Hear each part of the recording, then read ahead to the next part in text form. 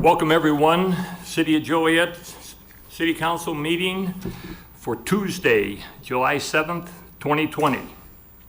We will start with an invocation from Father Chris Roach from St. Mary's Magdalene Catholic Church, who will then lead us in the pledge.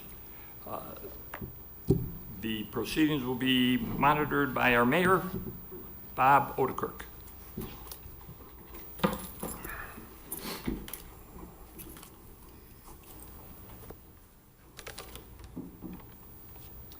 Let us pray. Almighty God, you graciously bestow your gifts in abundance to us all. We are most grateful for all that you continue to do for us and for the countless favors you grant. We gather together this evening in your name. We ask that you might enlighten all members of our city council so that everything that they do may be done with your inspiration and with your wisdom. God of wisdom and justice, through you all authority is rightly administered, laws are enacted, and judgments are decreed.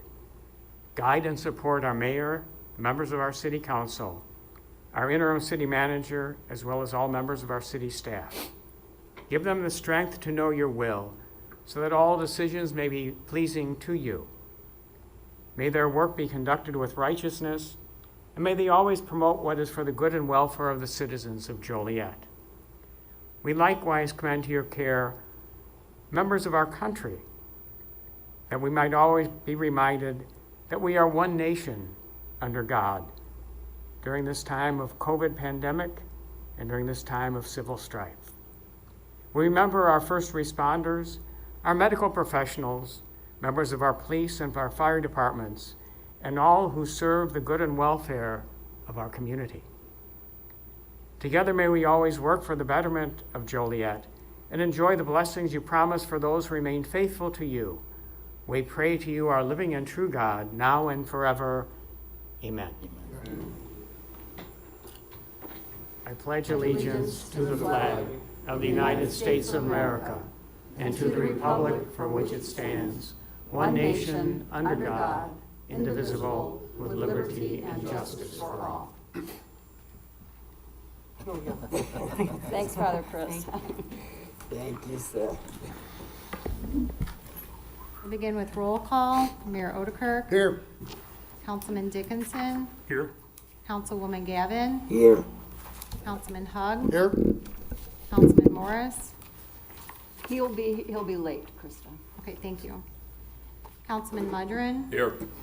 Councilwoman Quillman. Here. Councilwoman Reardon. Here. Councilman Turk. Here. First on the agenda this evening under mayor are appointments. Tonight the mayor is recommending Christine Polychondriotis be reappointed to the Historic Preservation Commission. So moved. Second. Been motioned and seconded to approve. Councilman Dickinson. Aye. Councilwoman Gavin. Aye. Councilman Hug. Aye. Councilman Mudrin. Aye. Councilwoman Quillman. Aye. Councilwoman Reardon. Aye. Councilman Turk. Aye. Motion carried. Next is the approval of the agenda. Is there a motion to approve the agenda as written with the following change? Remove Council Memo 360-20, which is a resolution accepting dedication of right-of-way to Rock Run Crossings development. So moved. Second. Been motioned and seconded to approve. Councilwoman Gavin. Aye. Councilman Hug. Aye. Councilman Mudrin. Aye. Councilwoman Quillman. Aye.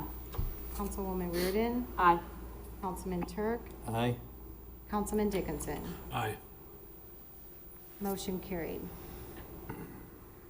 Next is citizens to be heard on agenda items. No one registered to be called this evening, nor did anyone sign up to speak under citizens to be heard on agenda items, but is anyone present that would like to speak on an agenda item?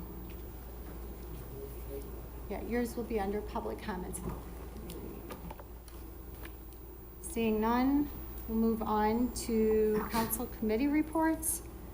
Land Use and Legislative Committee report is first. Councilman Morris asked me to give the report, and Land Use and Legislative met here in council chambers on June 25th, And in attendance was myself, Councilman Morris, the chair, and of course, Don Duck Dickinson, the other council person.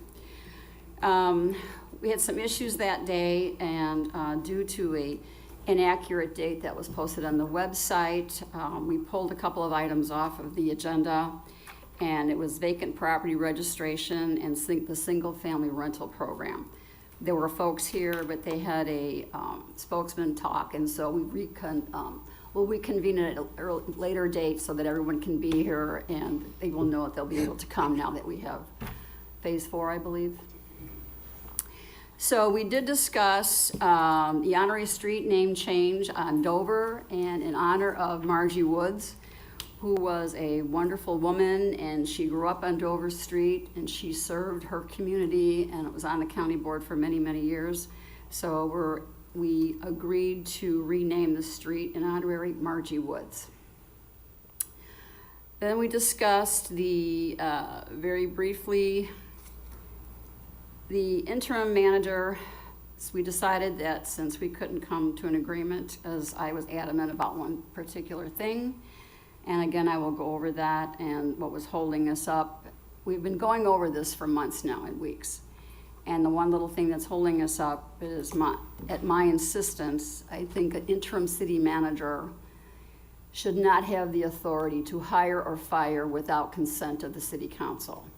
And my reason for that being is if a person coming up through the ranks, is appointed for a temporary city manager and is a director of a department and gets the position for a short time, he may have had beef with someone else, an employee or somebody, who knows, but he has the power to fire that person. And that has happened. And so I don't agree with that, because we are the third largest city in the state of Illinois, and I believe that we should have control over our temporary employees. So with that being said, we did agree upon the final draft for the city manager, not interim, but the city manager job description, and that will be on our agenda for this evening. Don, can you think of, did I miss anything? No, that's pretty much it, Jim. Okay, so that concludes our report. Thank you. Thank you.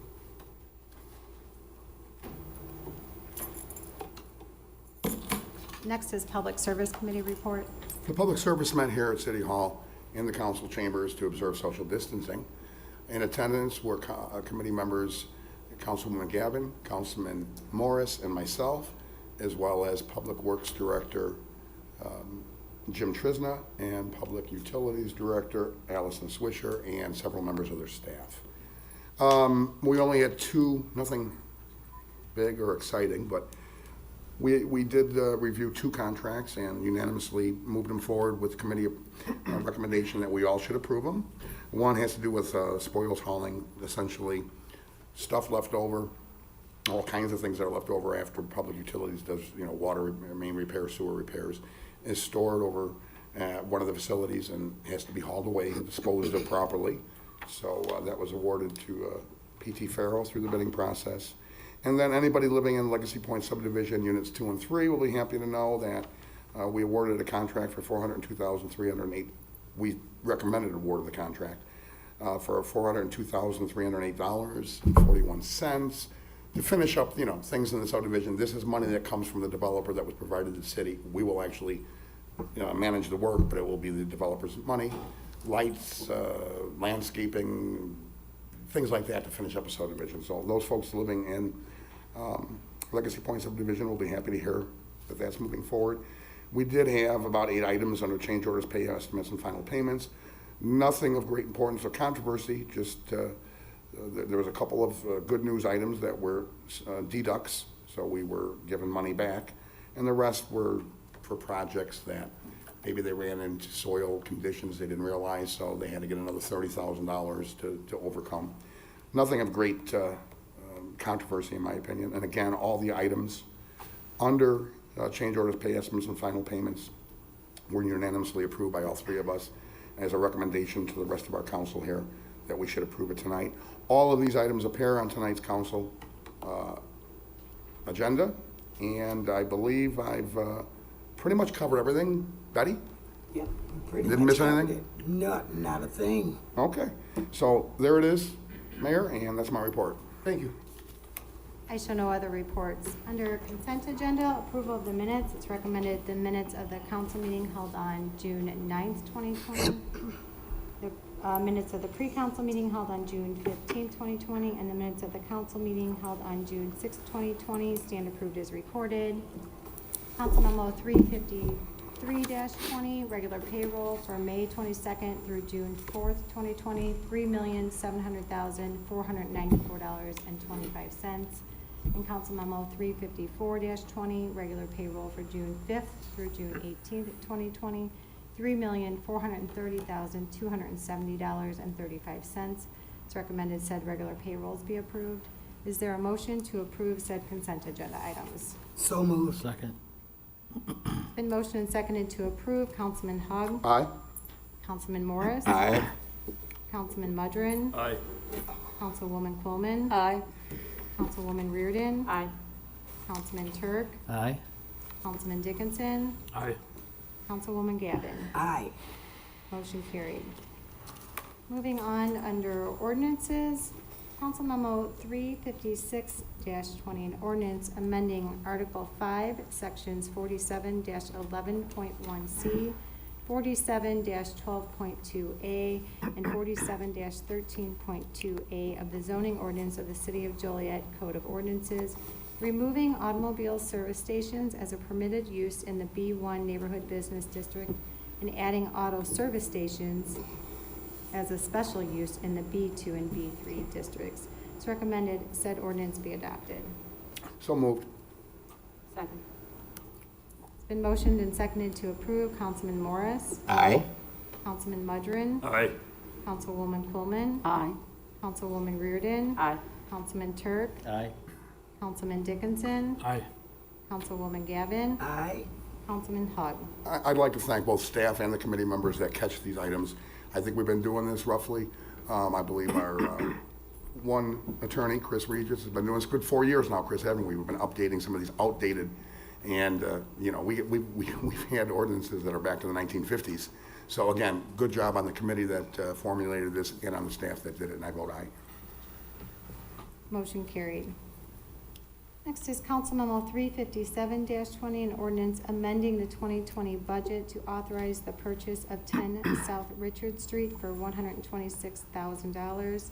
The owner, Mr. Dixon, is here and would like to say a few words.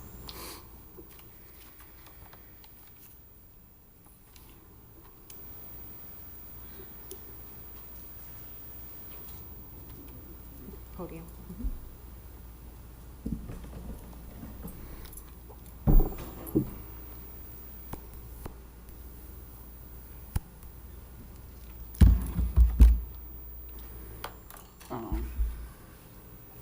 I'd like to thank the mayor and the council for allowing me the opportunity to speak today. We all know what the problem with 10 Richard Street is and what was the cause of it. What I was trying to do all along was to get the council to see the seriousness of that ground dig as far as the damage that is done to the property. Well, anyway, all I'm asking is for the council to approve the agreement that was made with Kendall Jackson to buy the house in 2017. The house problem is worsened. I have to open the door manually. It's been going on for almost 3 years now.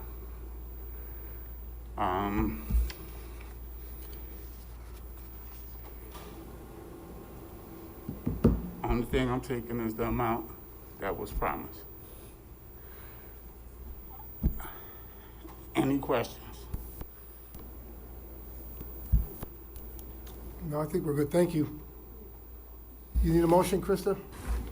Well, yes, the item on the agenda is Council Memo 357-20, which is an ordinance amending the 2020 budget to authorize the purchase of 10 South Richard Street for $26,000. Mary, do you have a question? So moved. Councilman Hug, did you discuss this at your public service yesterday? No, we did not. Not? Okay. Was not on the agenda. Well, there were some circumstances that, this was a city project many years ago.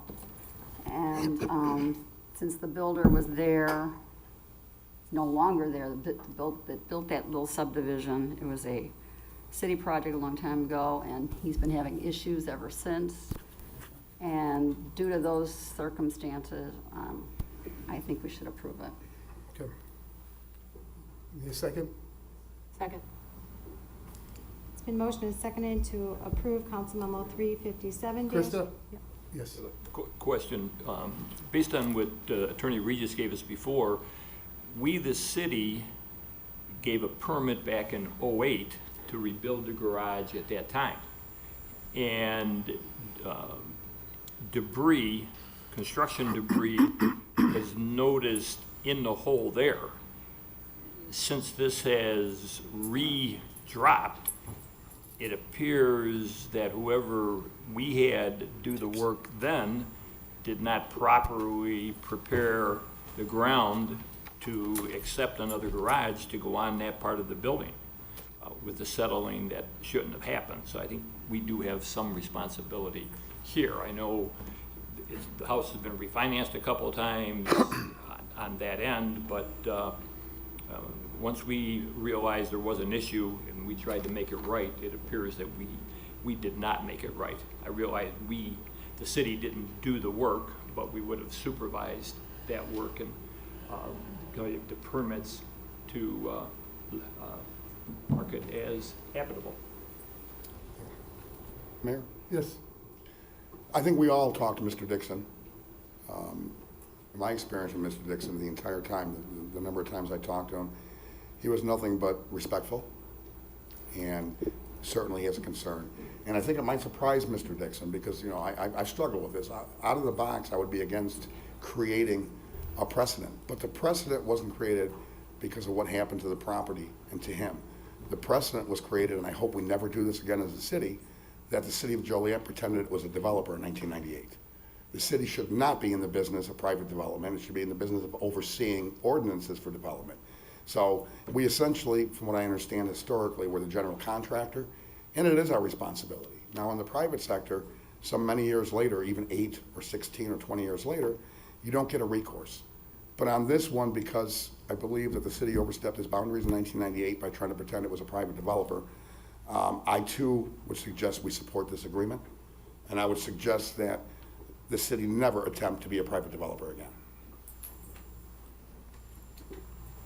It was motioned and seconded to approve Council Memo 357-20, which is an ordinance amending the 2020 budget to authorize the purchase of 10 South Richard Street for $126,000. Councilman Mudrin. Aye. Councilwoman Coleman. Aye. Councilwoman Reardon. Aye. Councilman Turk. Aye. Councilman Dickinson. Mr. Dixon, good luck in your new home. Aye. Councilwoman Gavin. Aye. Councilman Hug. Aye? Councilman Morris. I vote aye, but can I ask a question, Yeah, Mayor? sure. What are we going to do with the house now? Is that going to come later to the council or to staff? What happens with the property?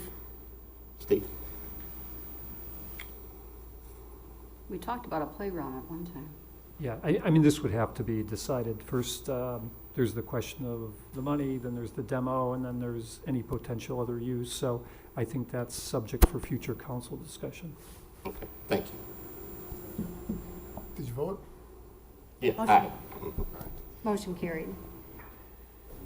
Next, under resolutions, Council Memo 359-20, a resolution appropriating additional motor fuel tax funds for the Chicago Street Roadway Improvements Contract in the amount of $256,399.90. It's recommended said resolution be adopted. So moved. Second. It's been motioned and seconded to approve. Councilwoman Coleman. Aye. Councilwoman Reardon. Aye. Councilman Turk. Aye. Councilman Dickinson. Aye. Councilwoman Gavin. Aye. Councilman Hug. Aye? Councilman Morris. Aye.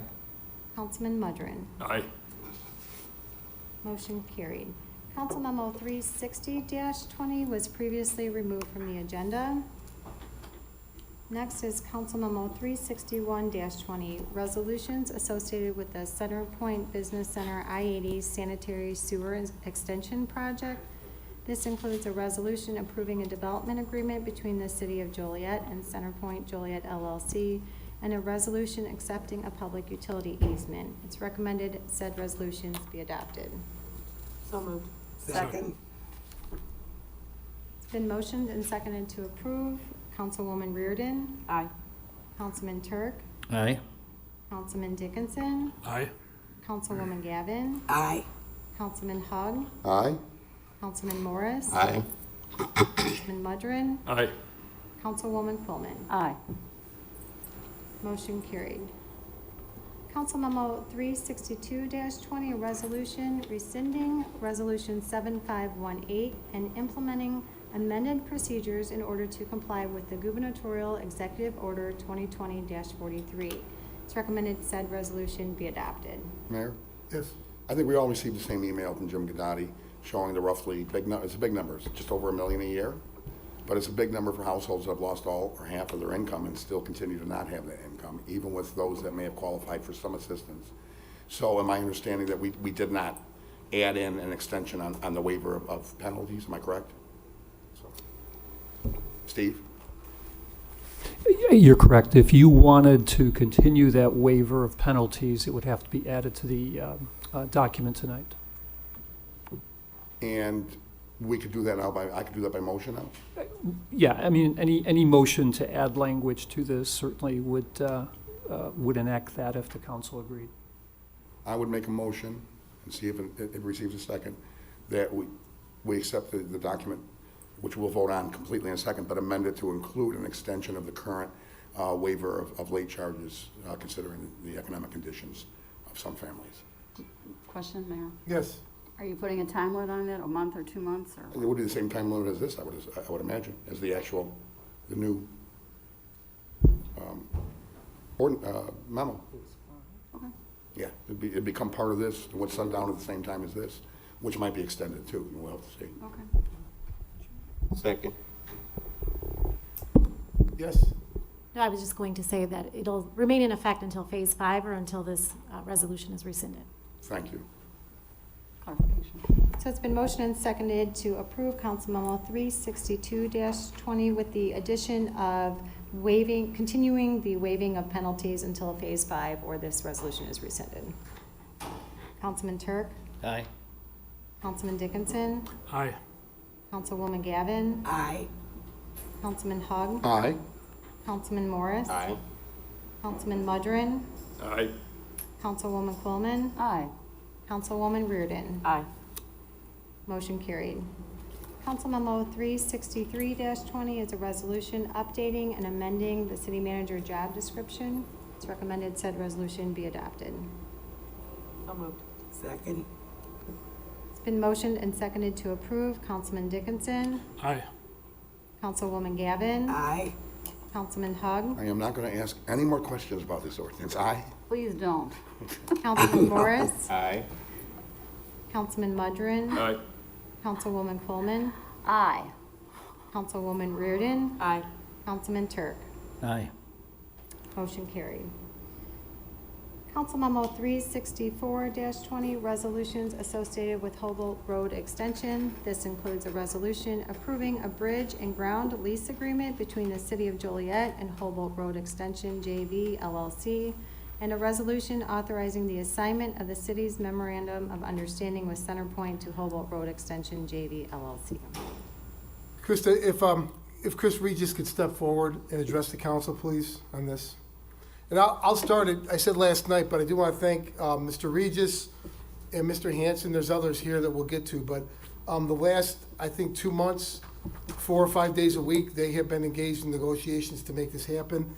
So this is something that I first brought to the table 5 years ago when I got elected mayor, and I definitely have worked hard on over the 5 years, but I do want to thank Chris and Mike, and there's others, but I want to single you guys out for the work you've done to finally get this to the council. Thank you. Thank you, sir. The first thing I want to let you guys know is, I know you've seen it, there was I wanted one final version to be uploaded for your access, and so a final clean copy of the entire document was uploaded, and I will tell you, there were slight tweaks made to it last night, but it's just clarifying language throughout the document. Nothing has changed, there are no changes to the deal, and there are also people here tonight that I think the council should meet because they've come a long way and they are making this investment in our community. There's Michael Murphy from Centerpoint, there's Doug Witt from United Bridge Partners, and there's Lee in the back also from United Bridge Partners, and there's Adam in the back middle. He is he's the attorney for Centerpoint, so this is his fault. And are there any questions before we go forward about anything? Mayor, Yes, just one question, Chris or Mike, either one. With this adoption, is it about a 2-year build out of the bridge? Did somebody say, or? That's what I've been told, and tell me if anybody has any different ideas. yeah, step up to the mic if you need to talk. Thank you. So we're hoping end of the year 2022, that could roll into spring of '23 based on hopefully a construction start in September of this year. September of this year, okay. Thank you. No, thank you. Mayor? Yes. I would like to thank everyone involved, from both the private sector as well as our representatives, which certainly, first and foremost, although it was a team effort, and I'm sure Chris will say that, Chris Regis, I believe prior to his leaving, Marty Shanahan was assisting in this project, and I'm sure our new interim city attorney, Sabrina, and the city manager, everybody that was involved. I want to thank you. I want to thank those in the private sector development group for investing in the community, and more importantly, for going a long way to solve a problem that has plagued the city for nearly 2 decades now. With that said, you know, you get something that thick, Chris, when you have a bunch of lawyers, and then you add a few more insurance agents, you get that kind of document. Well, I just will piggyback on that. This represents between $180 and a $200 million investment in our city. Mr. Murphy, I want to personally thank you and Centerpoint for your investment in Joliet. I believe this is the single biggest investment, private investment in Joliet history, and you guys are making it, so thank you. You know, recently, over the last spring with the North Point development, there were a lot of naysayers and people that gave flack to the council, including other elected officials. I'm not going to name them tonight because they put themselves out there. But this is the city of Joliet offering and bringing forward a solution to a problem. And I don't see these other elected officials that want to second guess us or hold press conferences criticizing Joliet doing anything to solve the problem, specifically the traffic on South Chicago Street on Route 52 and Route 53. I wasn't here when Centerpoint came in. I believe it was unanimously passed. Mike, you were here. You voted for Centerpoint. Mm-hmm. You guys have been a great economic engine for the city. The job growth and job creation that you've brought have been good. Lately, Centerpoint and these other developments have been under fire. So it just needs to be stressed that Centerpoint and United Bridge Partners are putting $200 million of their own money on the table to build this bridge and to help the people and the businesses in southern Joliet. So again, it can't be overstated. I said I made trips to Washington, D.C. about this project. We've been to downtown Chicago with IDOT. We've been to Schaumburg. We've been to Springfield. And everybody is pointing to, from Governor Rauner to Governor Pritzker, that this is the way these things are going to be built moving forward, the public-private partnership. So we're at the tip of the spear here in Joliet. I do want to thank you guys and all the staff members. Jim Trisna and his staff deserve a lot of credit. They were at many of these meetings also. And Steve Jones, when you were Economic Development Director, you also were part of this. So again, a big thank you to everybody. And of course, to Centerpoint United Bridge Partners, thank you for investing in our city. Is there a motion to approve Council Memo 364-20, which are resolutions associated with the Humboldt Road extension? They include a resolution approving a bridge and ground lease agreement between the City of Joliet and Humboldt Road Extension JV LLC, and a resolution authorizing the assignment of the city's memorandum of understanding with Centerpoint to Humboldt Road Extension JV LLC. So moved. Second. It's been motioned and seconded to approve. Councilwoman Gavin. Yes, just a quick comment. I want to thank everybody involved in this project. Public-private partnerships are the way to go, and everybody benefits. So thank you again, everybody, Mike, everybody, for your hard work, staff for your hard work, and I vote aye. Councilman Hug. Aye. Councilman Morris. Aye. Councilman Mudrin. Aye. Councilwoman Quillman. Again, I just have to reiterate, it's a huge loss to our city when we lost Marty Shanahan due to unfortunate circumstances beyond some of our control. However, he worked very hard and very close with the mayor on this, so it's unfortunate that he's not here to see some of the fruits of his labor, but I'll vote aye. Councilwoman Reardon. Aye. Councilman Turk. Aye. Councilman Dickinson. Aye. Motion carried. Chris, if I can add one more thing, I should have said this with my comments.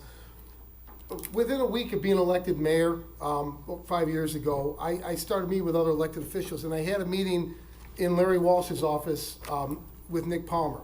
And I specifically told Larry, this idea had been on the table, but I told him that this is something that we need to move forward. And I remember saying, the groundbreakings are terrific, the new jobs are great, but we need to do something about the traffic. We've already had fatalities, we need to get proactive.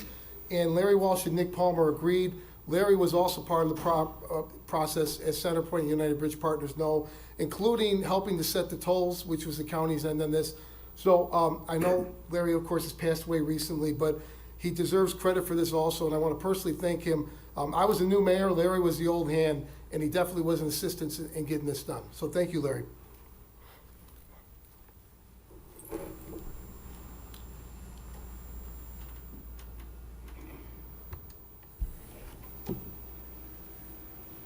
Did Mr. Hanson want to speak on this end? No, we're good. Okay. Just glad it's over. Moving on, under bids and contracts, award of contracts. Council Memo 366-20, award of contract for the Legacy Point Subdivision, Units 2 and 3, Public Improvements, 2020 to PT Farrow Construction Company in the amount of $402,308.41. Council Memo 367-20, award a contract for the 2020 Public Utilities Spoils Hauling to PT Farrow Construction Company in the amount of $225,650.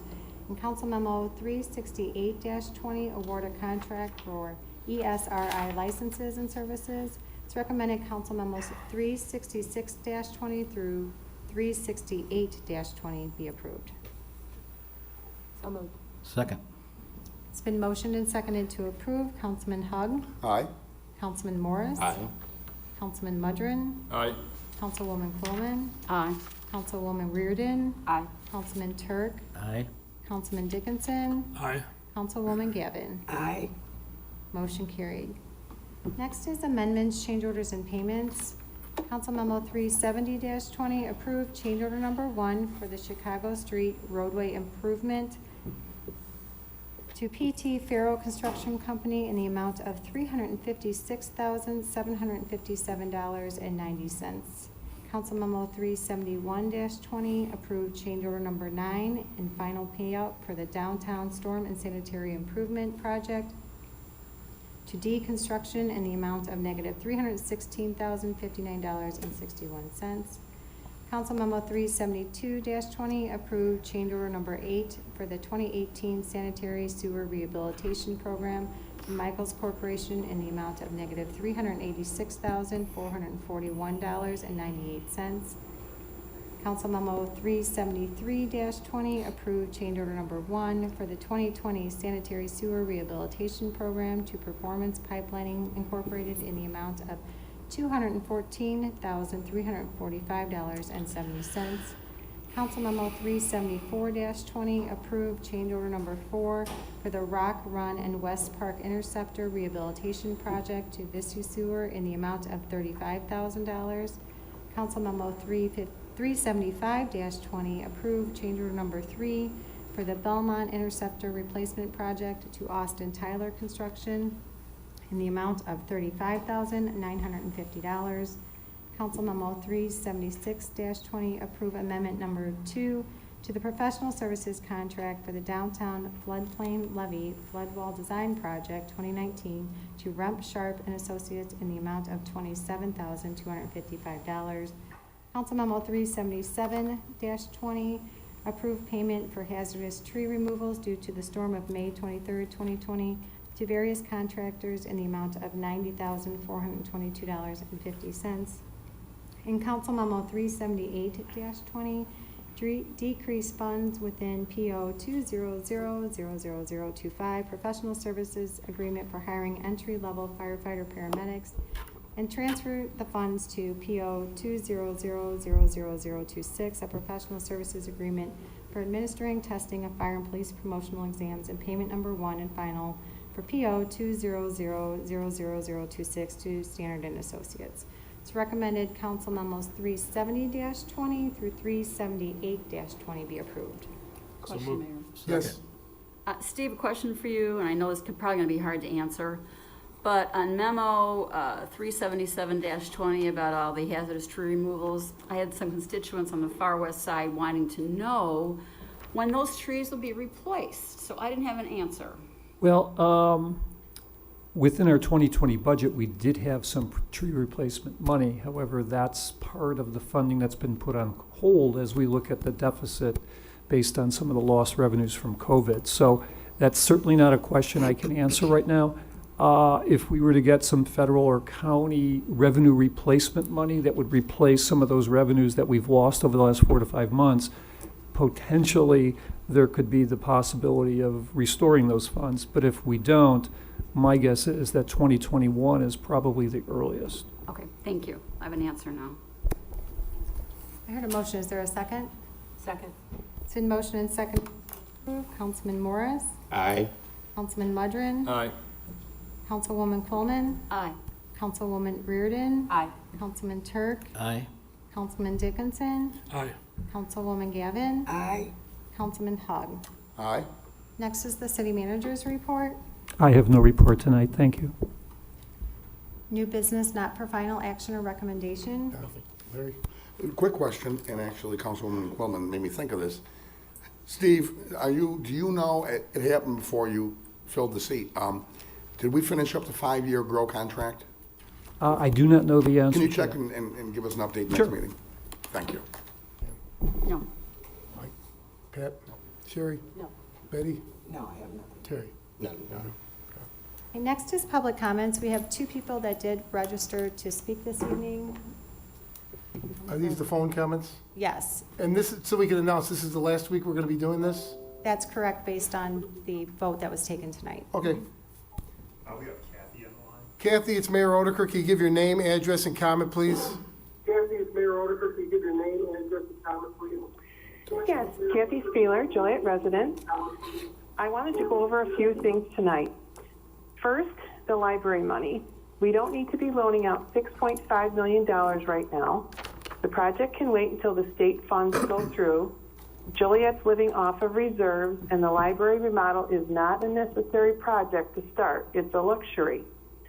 When people sit down and do their budgets, we first pay our rent or mortgages, utilities, and we make sure we put food on the table. We don't go buy new luxury cars or go on expensive vacations when we are in the middle of financial hardship. I see this as the same thing. Next, I know that your protocol is that you cannot answer when we speak in public comments, but I brought up this subject before last fall at council, and I'm pretty sure it's correct. It's about the chain of command and how things work here in our city. In Joliet originally, and I don't know the exact time, but we had something called a strong-arm mayor form of government. Well, that was changed decades ago.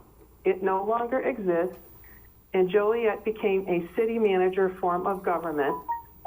And how that works is the city council majority vote is what is used to hire a city manager. And then that city manager hires and is in control of the police chief. So to clarify, the only person that can step in and do something to the police chief in Joliet if they have any issues is the city manager. And the only people that can control what the city manager does is the majority of the council. Now, if everyone recalls, some time ago when Marty Shanahan was interim city manager, he recognized there were problems within the police department, and specifically with the administration. Shortly after that was addressed, Marty was relieved of his city manager duties and put back as the city attorney. And then recently, Mr. Jones just fired Marty as the city attorney. And no one really knows why, because Marty did a great job. Now, as far as I know, the mayor is in charge of a few employees, hiring and firing, and those employees are the city AG and the liquor commissioners. I think that's it. Someone can correct me if I'm wrong. Currently, the majority of the city council, 5, is Betty Gavin, Don Dickinson, Pat Mudrin, Sherry Reardon, and Mike Turk. They voted in Steve Jones and have the control over the city manager. And I want to say just how disappointed in the 5 I am that you all refused to sign the letter that was written to help the Lurie family by asking for an outside investigation. But thank you to Councilman Terry Morris, Quillman, Hug, and the mayor for signing and supporting this letter to the Attorney General Kwame Raoul so that a separate investigation can be done. Today I read in the news that the whistleblower, Sergeant Esquada, was stripped of his police duties. We want to know why this happened. Finally, back to fireworks. We all put up with the fireworks since May this year through July 1st. 2 years ago, Marty Shanahan wrote up a report, and it included how many firework offenses there were, how many fines were given, etc., and tickets. This year, we got absolutely nothing. And we had nearly no citations written up for offenders. Many Joliet residents would like to know why that is. Thank you for your time. Thank you. We have Mary Beth on the line. Mary Beth, it's Mayor Odeker. Can you give your name, address, and comment, please?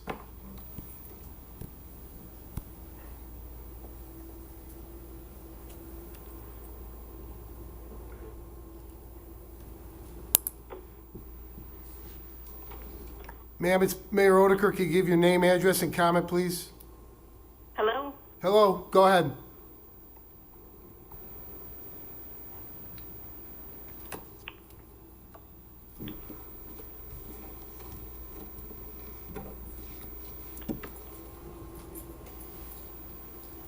Happy to be done with this. Ask one more time, because it's frozen. Hello, it's Mayor Odeker. Can you give your name, address, and comment, please? Oh, good evening, Mayor. Mary Beth Gannon, Western Avenue, Joliet. Let's talk dollars and cents. Prior to COVID-19, our city had a balanced budget at the beginning of this year. Now we're in a financial slump. We have 5... Go ahead. Hello, Mayor? Yes, go ahead. Oh, okay. Hi, Mary Beth Gannon, Western Avenue, Joliet. Let's talk dollars and cents. Prior to COVID-19, our city had a balanced budget at the beginning of this year. Now we're in a financial slump. We have 5 council members who recently nearly doubled Steve Jones' salary, spent millions on new city vehicles when our own city mechanic said it could wait a couple years. Go ahead, ma'am. Hello? Yeah, go ahead. It's just looping over that my voice, so just keep talking, please.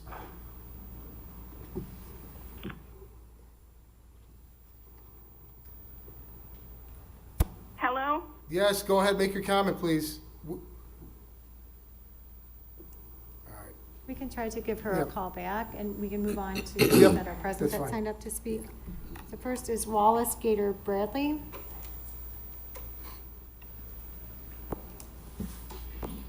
Yes, I want to first say good evening, Mayor. Good evening.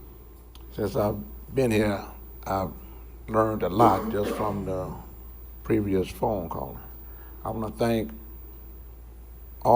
thank you specifically and all the other council people that signed and asked that the Attorney General investigate what happened with Eric. I also would like to ask the mayor and his body to do everything that that can be done humanly possible to make sure that the whistleblower, the sergeant, I don't want to mess his name up, and his family is protected because what he did was something that no one thought could ever happen, and that is a real good police officer that's concerned about the public safety of the residents of Joliet and the integrity of Joliet's police department. To cross what we all know, the blue line. And one last thing I want to ask. Two things. One of them is that, Mayor and the City Council, that you release the full tape. I believe it's about 20 minutes long. And I personally ask that the police officers that was on that video that the whole world have seen now be put on desk duty and lose their police powers.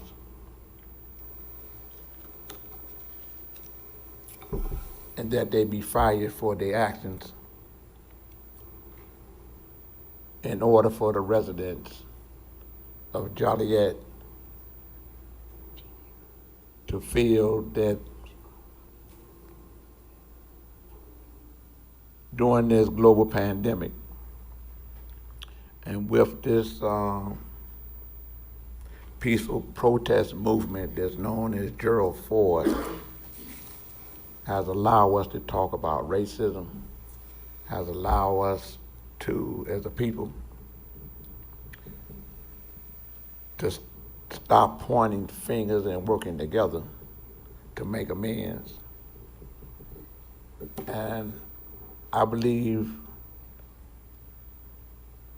that I'm asking will be the beginning of Eric's family and friends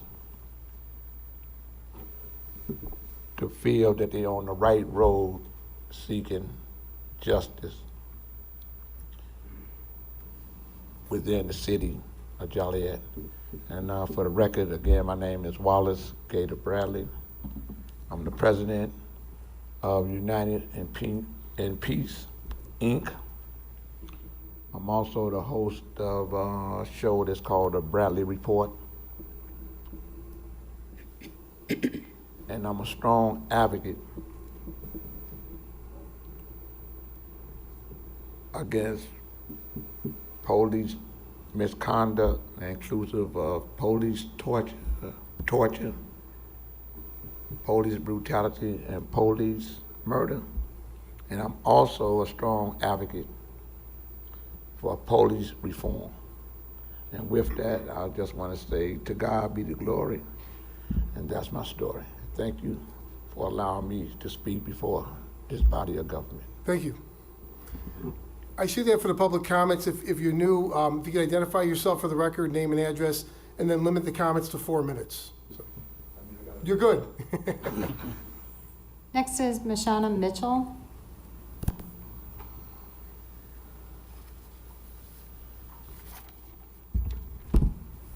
My name is Machado Mitchell. I'm a cousin of Eric Lurie. His dad and my mom were siblings. And I want to first of all thank you, Mayor, along with all of the councilmen who did have the courage to write and sign that letter for an investigation. And to all the people who did not sign that letter, I say shame on you. Shame on you.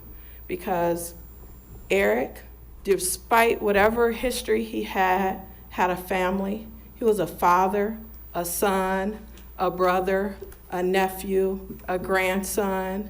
He had people who loved him. We all did. And you know, the job of law enforcement is to protect and serve every citizen. It doesn't matter if they have a criminal past or not. We no longer have the death penalty here in the state of Illinois. There is no reason for anybody to die in police custody, no reason for him to have been murdered at the hands of your officers. And I say murdered because as a nurse, I know that Narcan could have been given.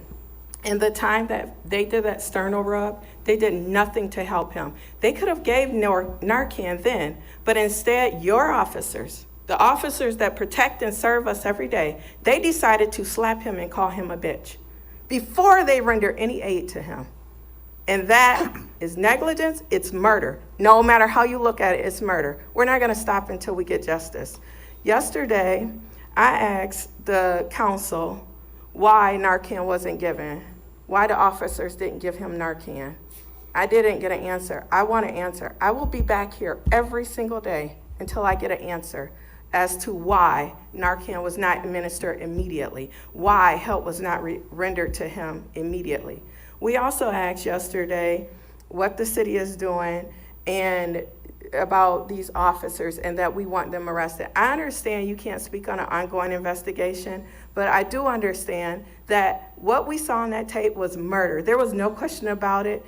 Everyone who saw that tape knows that was murder. And those officers are still on the streets yet again to possibly murder somebody else. Who knows? My son is out there driving. He could be their next victim. But yet the whistleblower who risked his own family, his own reputation, and his own job, who had enough courage to come through, he's on desk duty. How does that make any sense? What can you tell us as citizens to make us feel comfortable about these decisions? Because I don't feel comfortable, and I can tell you that a lot of people in this city, in this country, don't feel comfortable. We need justice, and we're not going to stop. You guys are going to see our face at every meeting. Wherever you go, we're going to be here. We're going to be on the TV. We're going to be on social media, and we're not going to stop. Thank you. Next is Machado Mitchell.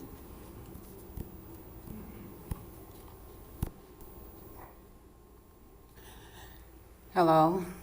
I just want to say that Eric B.J. Lurie was my nephew.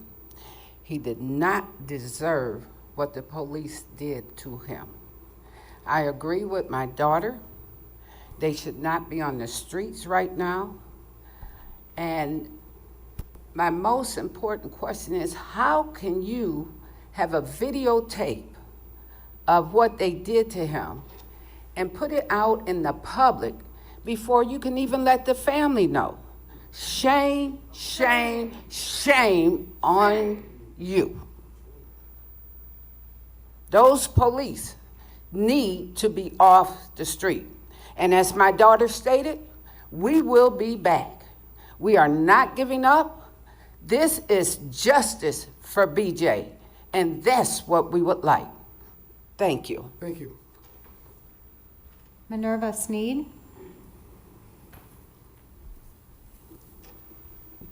My name is Minerva Sneed. I'm a former resident of Joliet, Illinois. I grew up on the Hill in the first projects. I now reside in Columbus, Ohio, and I'm here to support and I have a question for you, Mr. Mayor, since you were previous officer. What is the procedure when someone is arrested and you get to the police station? What is the procedure? Well, there was no Narcan when I worked. As we said last night, I've asked for an investigation. I'd rather not comment too much on something I want investigated. I guess normally we don't answer questions, but this is not normal. I can't explain why Officer Swade is on administrative leave. I didn't put him there. I don't agree with it. I can speak for the council. That wasn't our decision. Mr. Jones, I'm sure you had input into it. Maybe you could answer that question if you want. As stated earlier, this is subject to an investigation. But there is a procedure. That's not a secret. A police procedure is not a secret. I'm asking, what is the procedure when you arrest anyone and get them to the police station? The procedure would be to take them inside and book them and either give them an I bond or take them to the county jail, depending on what they were arrested for. Okay, that never happened. Right. That never happened. It's stopped there. The procedure is to take them in, arrest them, book them, search them, whatever the case may be. That didn't happen. So that's the first procedure that went out the window. My second question, if he was under arrest at the hospital, there was no police guards at the door. Now, I'm telling you, I know that's the procedure. If anyone is under arrest, the police is at the door. The family cannot enter that room. Am I correct? Yes, yes. That was not the case. That wasn't the case either. With the video, I have a problem with. That video should be released. And we know the video is actually longer than the video that was released. We want that video released. We're a big family. We are a big professional family that knows a lot of people, and we're not gonna stop. Those officers have to be accountable, sir. You're the mayor, sir. You're their boss. I know what I'm talking about when it comes to the law, Mr. Mayor. You're the boss, Mr. Mayor. Well, ma'am, I'm not. You're the boss of the police chief. No, I'm not, ma'am. But it trickles to you at the. No. I don't want to Excuse me. argue. No, I don't want to argue either, and the catcalling's going to stop. It is a city manager form of government. The city manager hires and fires the police chief, the fire chief. I don't. I have issues with what happened here, but this is not my call. I cannot tell the police chief what to do, and he wouldn't listen if I did. There are 9 council people, 5 council people have put this city manager in place. The caller was correct. Marty Shanahan brought forward a year ago in executive session in private specific problems he had with the police department and the management. He was fired by 5 members of this council for doing so. So those are the facts. Okay, so my third question is, what is the procedure when someone is arrested and in the custody of police, handcuffed, and he dies in might as well say the parking lot. The parking lot. Now, the video shows he was dragged out that car. He should have been dragged out that car from the very beginning. And if he did have drugs, oh, that's an easy fix. Haul his butt right into the police station. There was no need for that. And the conduct, the misconduct of people that's supposed to protect and serve us was lost by the wayside, sir. My second question is for you, Miss Gavin. You said that you did. I read it on Facebook. You did investigation. I want to know what was the result of that big investigation and what qualifies you to do that investigation. May I answer it? Yes. Okay. First thing, let me say this. Let me go back to the letter itself. The mayor never showed me a letter, never presented me a letter to sign. The mayor did not, okay? When the mayor contacted me to tell me that a letter was prepared to be mailed the next day, it was Friday evening. Friday evening, I received a text from the mayor. He said the letter was, he was going to mail the letter out the next day, okay? I told him, I'm not going to meet now. We can't get up. I can't read a letter. We can't sign it. So go ahead and mail it. And he did. He did. So to your second point, I was all for an investigation. I'm still for an investigation, ma'am. A full investigation. I will not stop. There are some things that I saw that was not right, and we'll get to the bottom of it. That's my promise to this Lori family. I know the Lori family.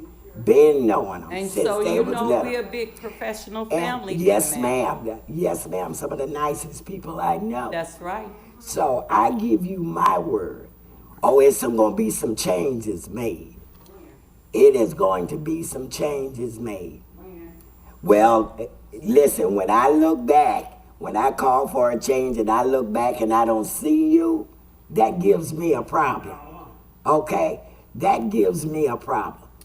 So here's the deal. That a part about the letter, that is exactly what happened. He could email me the letter, and I could have read it and signed it if I agreed with it. I heard the letter changed a couple of times before. So I wasn't about to sign anything. God did not lead me to sign a letter that I had not read. I'm not going to do that. But what I will do, and what I promise each one of you in this room, I'm going to do, I'm not going to stop until we get to the bottom of it. It's a lot more stuff happening, baby. It's a lot more stuff happening. And see, that's And we're so aware we will of the work. longer video. We We're will aware. work. We will work. I'm telling you this. We will work till we get to the bottom of it.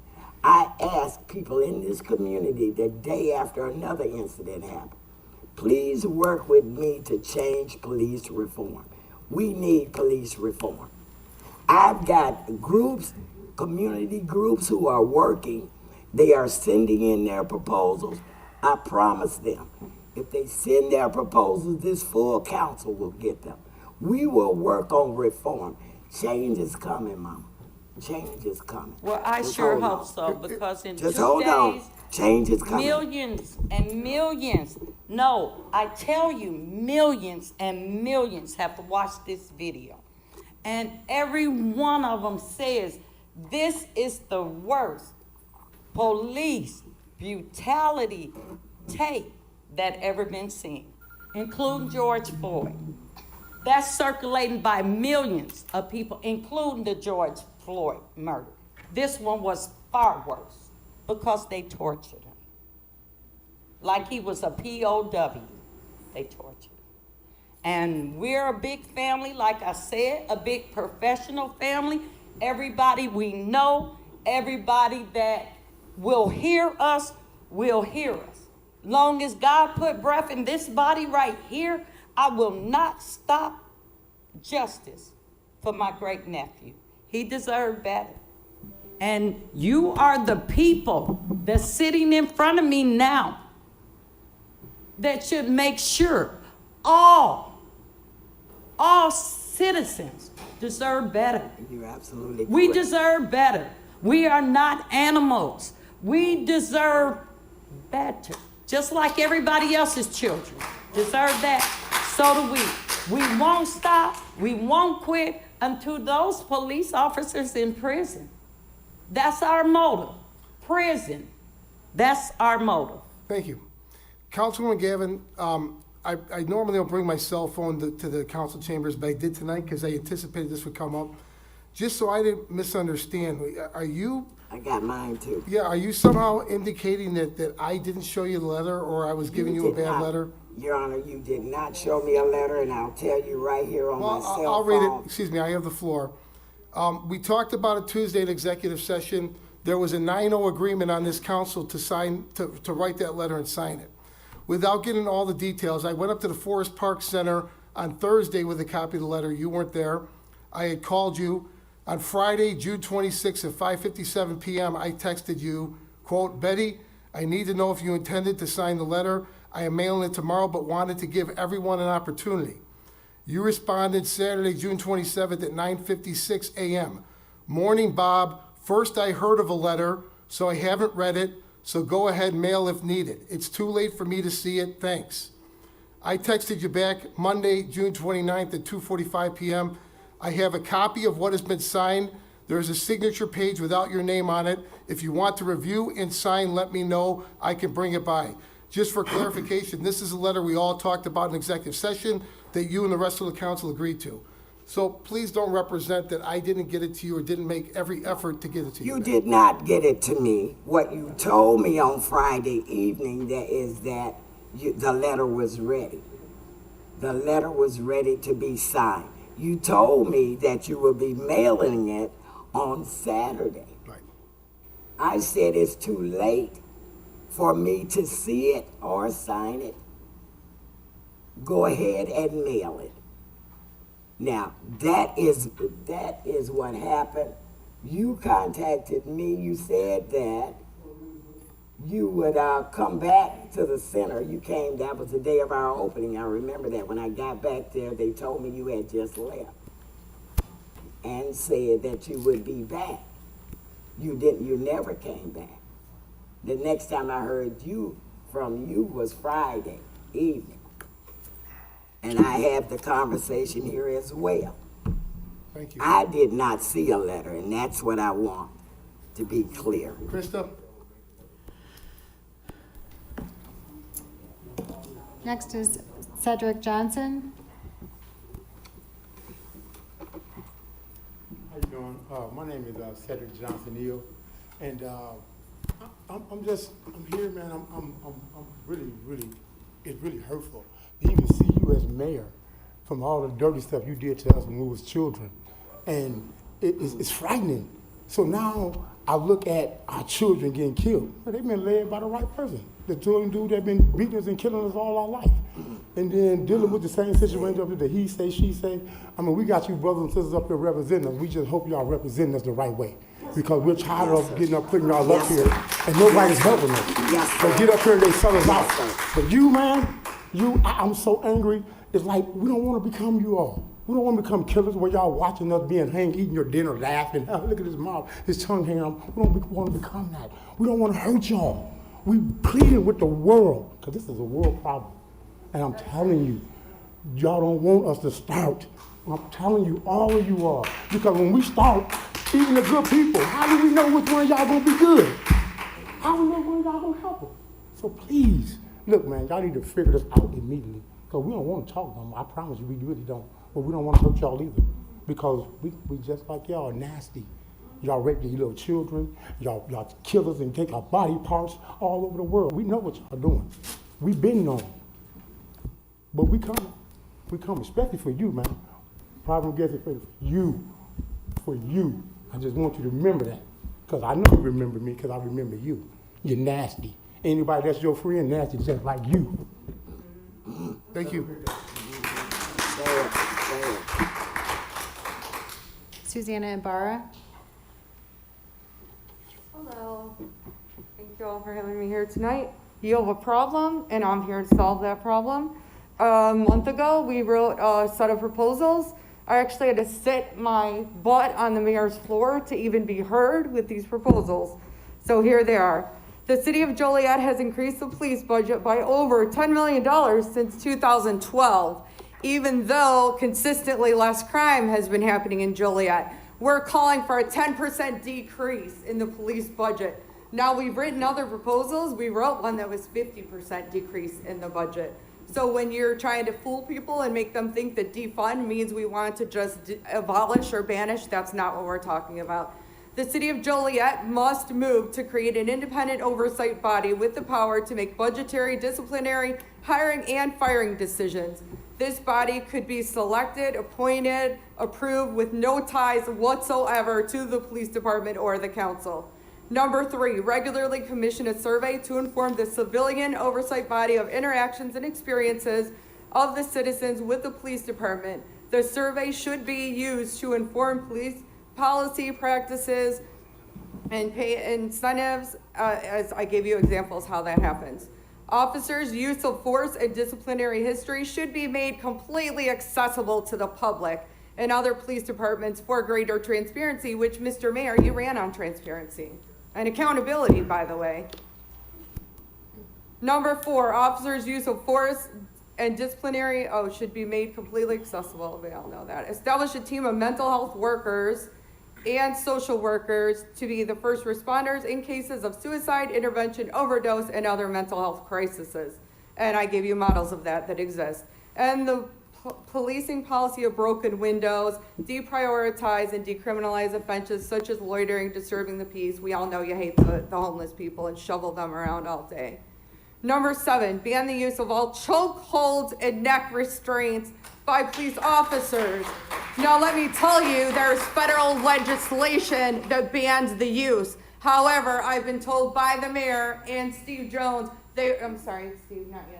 The mayor and Chris Regis, they will never ban the use of chokeholds in the case of excessive force or deadly force. So you're telling me you can't use a taser, you're telling me there's no other choice but to choke someone out and kill him. Ban the use of all chokeholds. Require the use of body cameras. for all police officers, there is specific legislation that will not let you turn off the volume as you turned off the volume on the dash cam in the video. Now, you disrespected this family, you're playing political games, it is disgusting. Everyone involved should be ashamed of themselves. I'm sure the people that didn't sign the letter have a very good reason. In fact, Councilman Dickinson has been very responsive on everything I've ever done regarding any issue. So has Betty Gavin. I sent a letter to everyone. I got no responses except for Jan Coleman telling me she was sending my police proposals to the police chief. I'm wondering what my police proposals have to do with him. There's a lot of games being played with Mr. Eric Lurie's video. Show us all the video. Let us all see what those community leaders said was not a problem. There's a lot of shame here. You know it. I don't know how some of you look at yourself in the mirror at night. If I can respond to one thing, not only did I tell you that chokeholds they're banned in Joliet, they're against the law in Illinois. So I don't know how you interpreted that we said, no, excuse me, you're done. You said that we said they'll never be banned. They already are. It's illegal to apply a chokehold under Illinois statute. You grabbed a young man by the throat the night you decided to play cops. Thank you. Why did you do that then? Because that's what you did when you were a cop. Because that's what you did when you were a cop. So you did. Terrell?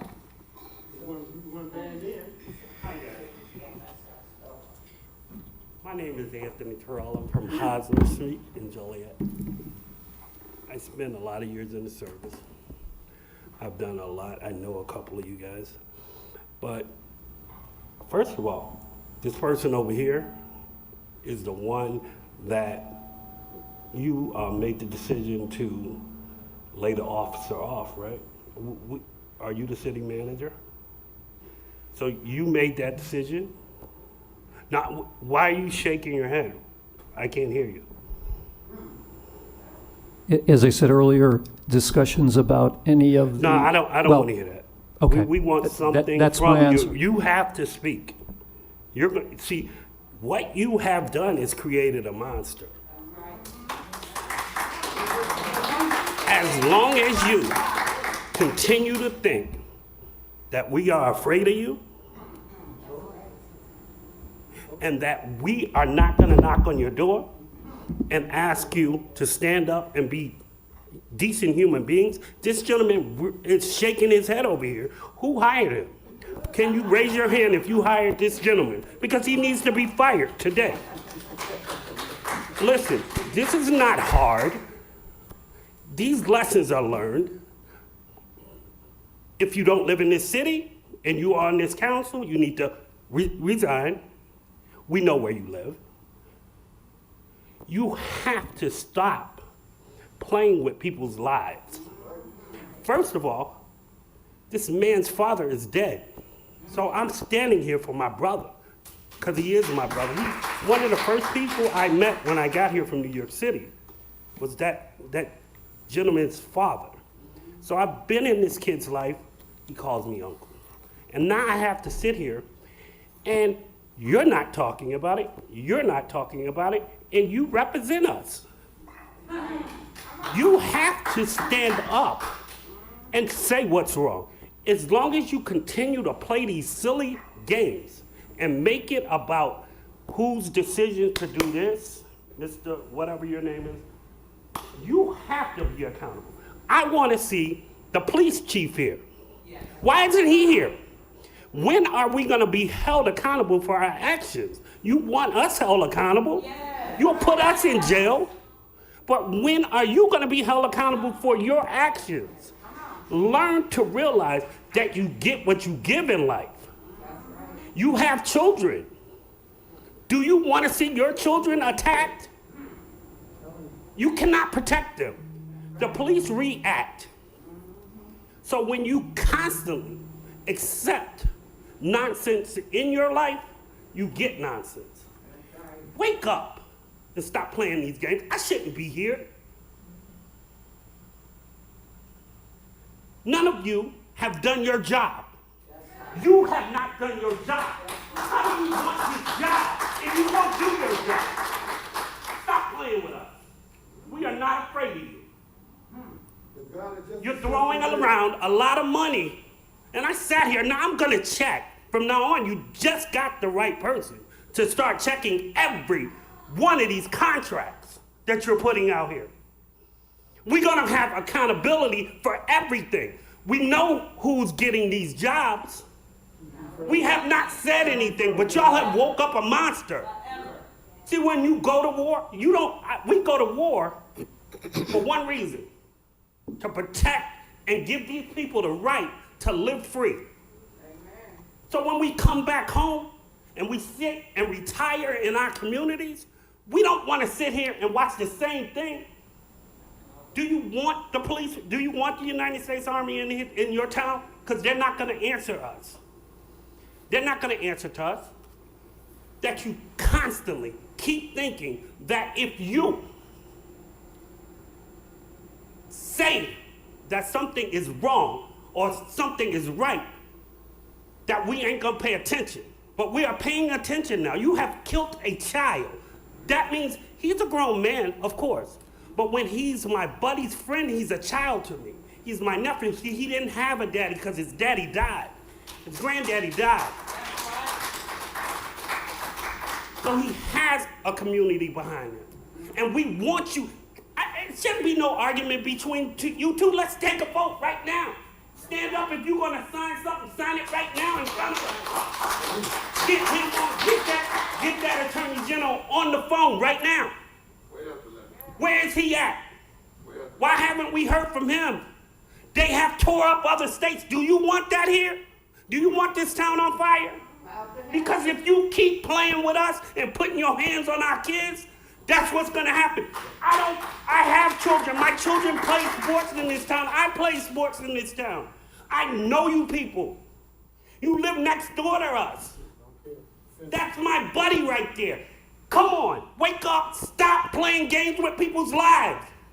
You sit at home and you do things and you know it's wrong. We ain't gonna go into, I don't believe in disrespecting people, but you're gonna be accountable for your actions. Just like you hold us accountable for our actions. We cannot take this garbage anymore from you. You're over the 4-minute mark. Can you wrap it up, please? I don't care about no 4-minute mark. Well, you have to, sir. There's a lot of people who want to speak. I'm not trying to hear that. People want to speak. Y'all can move us out. You talked and talked and talked. But there has to be arrest. Who caught? You can fire a police officer in one day. That's what you did. So why aren't these police officers even under investigation? Mr. Jarrell, other people are signed up to speak. We have to go on. That's good. Thank you. I'm done. Thank you. But I will be here, and I'm going to pull all of your records. We're going to request that. Thank you.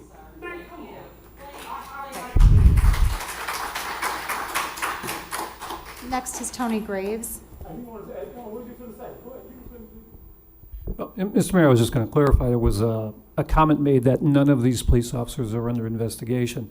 In effect, I directed the police chief to bring in an outside agency to basically do internal affairs investigation. So this is something that's under, this is, as I said, an outside agency to come in and do an investigation. Good evening. Last time I was here, council voted to make an honorary street name for my mother, Margaret Graves, civil rights pioneer through the 60s, 70s, and 80s, and 90s. I come in the spirit of her. I speak in the spirit of her. I want to realize what she would say. We need honesty and accountability in government. And I'd say that to say something else too. Whatever the rumor is, I'm not running for no office. I'm not seeking no office. But I want to say a couple things today. And I know, Mary, you was there when they dedicated the street for my mother. And everybody's talking about videos, right?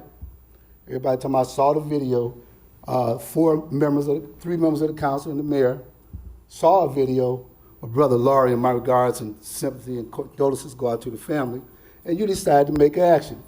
Now, you saw a video of the mayor. Did you decide then that you was going to write a letter to the Attorney General about him? did you make a statement overall that you supported him or not? The only council member I know that made a affirmative statement was this lady right here. This lady right here. And I understand what her explanation was for why she didn't sign the letter. It makes sense to me. But I want to ask another question. There was a comment made in the Herald News by Mr. Morris that he had little faith probably in the crime commission because he thought that maybe they wouldn't be as fair. So he thought that should go to the Attorney General. Well, the crime commission been dragging their feet about a lot of other cases that didn't happen. The young man that got murdered in front of his mother for robbing the bank. We've heard nothing about that. I'd like to ask Mr. Morris, why didn't you write a statement about the mayor and ask that he be investigated like Ms. Gavin did? Why haven't you been accountable? You don't have to answer, but you got a privilege of answering. The mayor answered, he didn't have to answer. You are responsible too, Mr. Morris. I know you. I respect you. But in politics, excuse me, ma'am, in politics, I got permanent interests, ain't got no permanent friends. In circumstances like this, I ride down on South End, Water Street, Des Plaines Street, Ottawa Street. The roads are deplorable. Don't they pay taxes down there? Who represent that area down there? That's been like that long. I've been here 3 years. But I grew up in this city.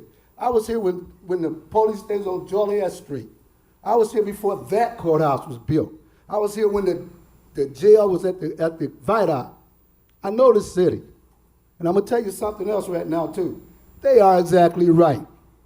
Just like you, even though you cannot pull those officers off the street, you can make a affirmative statement that they need to be off the street. Because if you know they're around here chopping heads, bumping heads, you need to move them off the street. You know you ought to do that. But why you don't do this interest that you have? A state senator in Chicago talked about the police union and how they support the police and everything they do. He actually said that they were kissing cousins with the Ku Klux Klan. Maybe they are. Why are you looking around? You know. Everybody know. And I'm just appalled. I'm just really appalled at how we pick and choose what issues we want to fight about. And I would say this too. There's never been a time before where we've had representatives in our community that saw blatant disrespect for citizens, that saw total disregard for street and sanitation. I mean, it is terrible. I think I said before when I was here and you voted for my mother, ride down there, Terry. Do you have allocations for streets on the south side, east side? Do you ride down there? Have you seen it? Have you got your front end done and your shots did again? Huh? I'm serious. I'm serious about this. And all the other BS that y'all be talking about has nothing to do with the livelihood and the welfare of other people. Okay? And Mr. Morris, I do expect to hear from you, my friend. And I know you're dignified. Let's hear it now. You got my number. Okay. Call me. You're at the 4-minute mark if you could wrap it up, please. I'm not going to call him. He already spoke. Silence is a statement. Silence is a statement.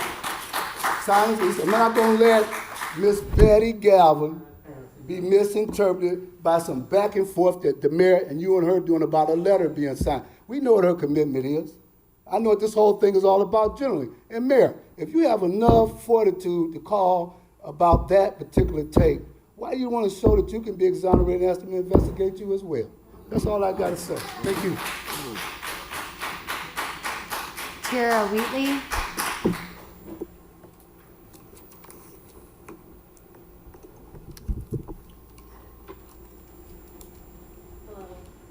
Hello, my name is Tiara. Can you hear me?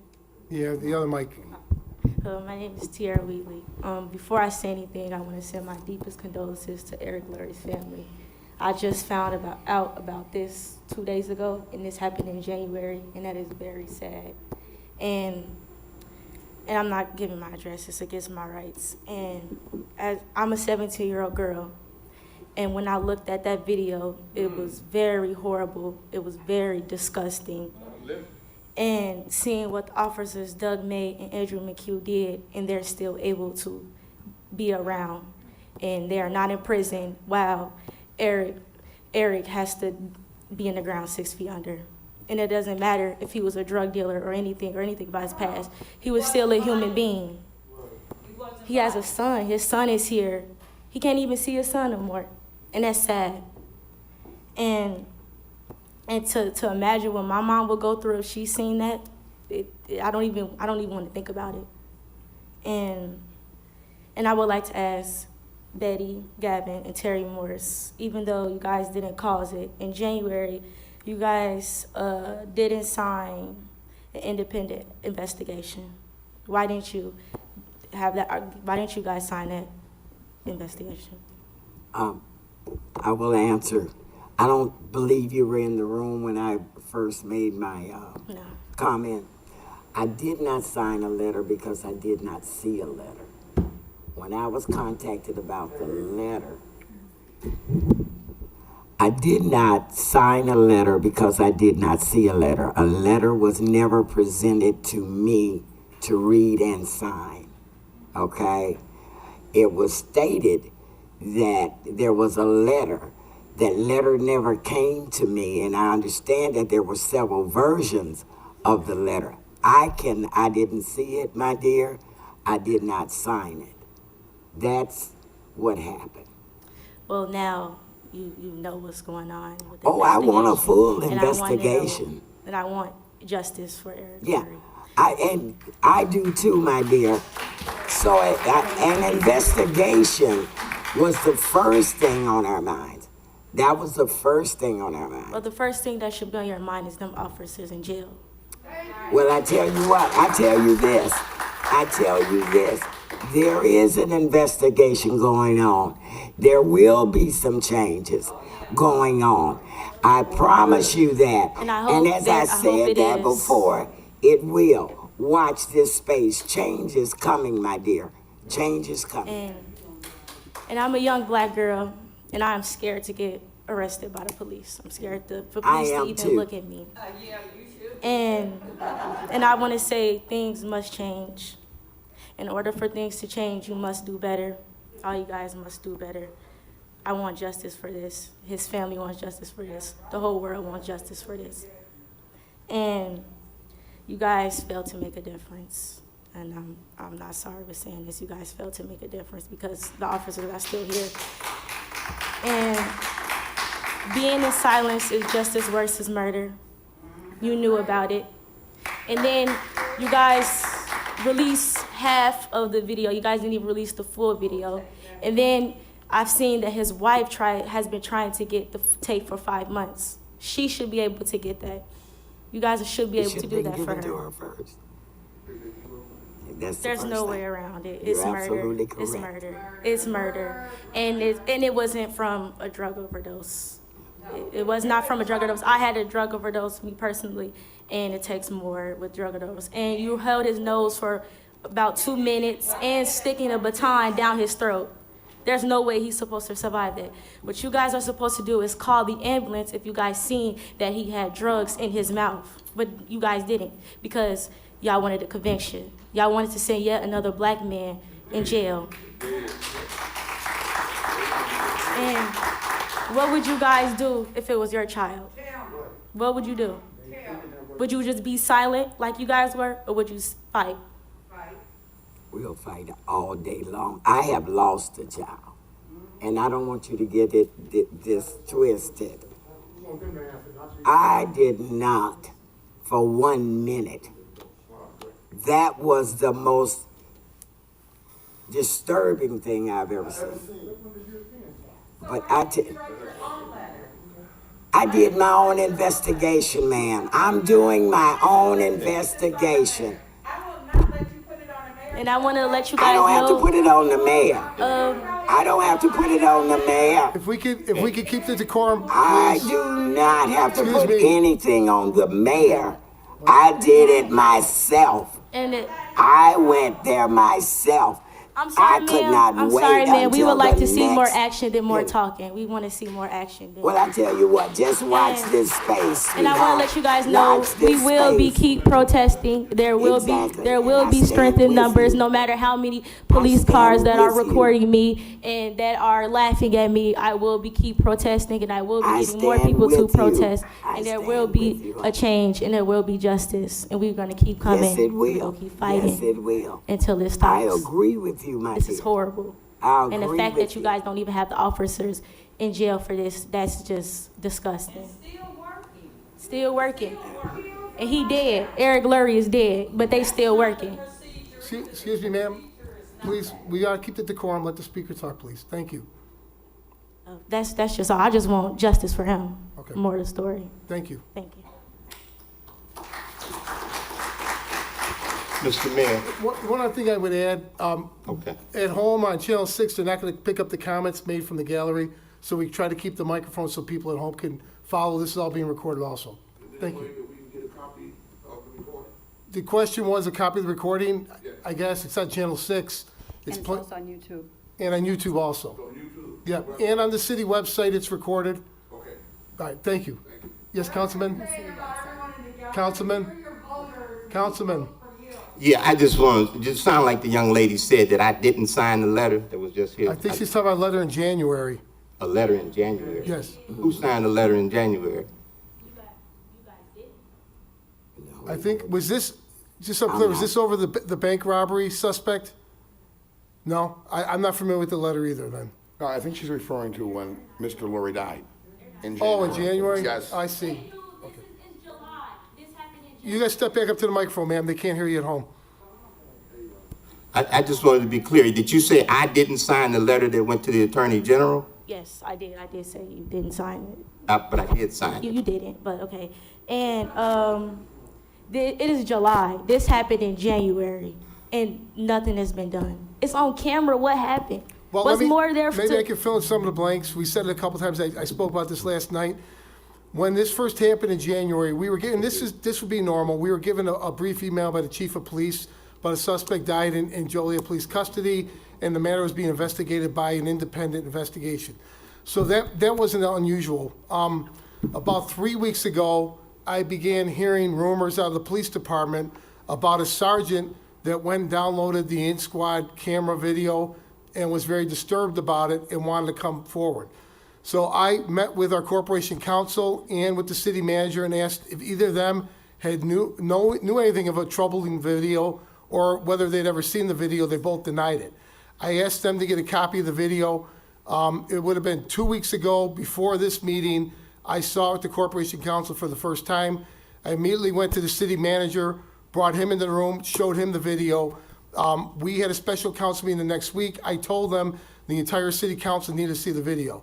So the council saw the video less than 2 weeks ago. One of the many issues I have is that this was withheld from myself, the mayor, the city council, the city manager, and the legal department for over 5 months. There was no internal investigation. As you know, no one was placed on administrative leave. These are significant questions that I have.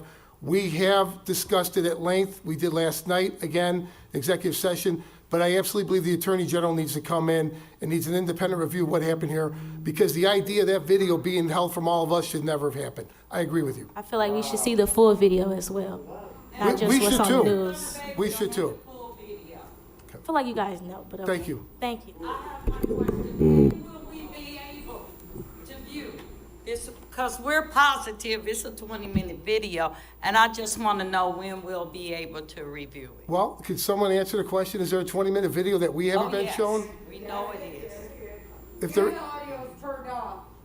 ma'am, if there is, we haven't been shown it either.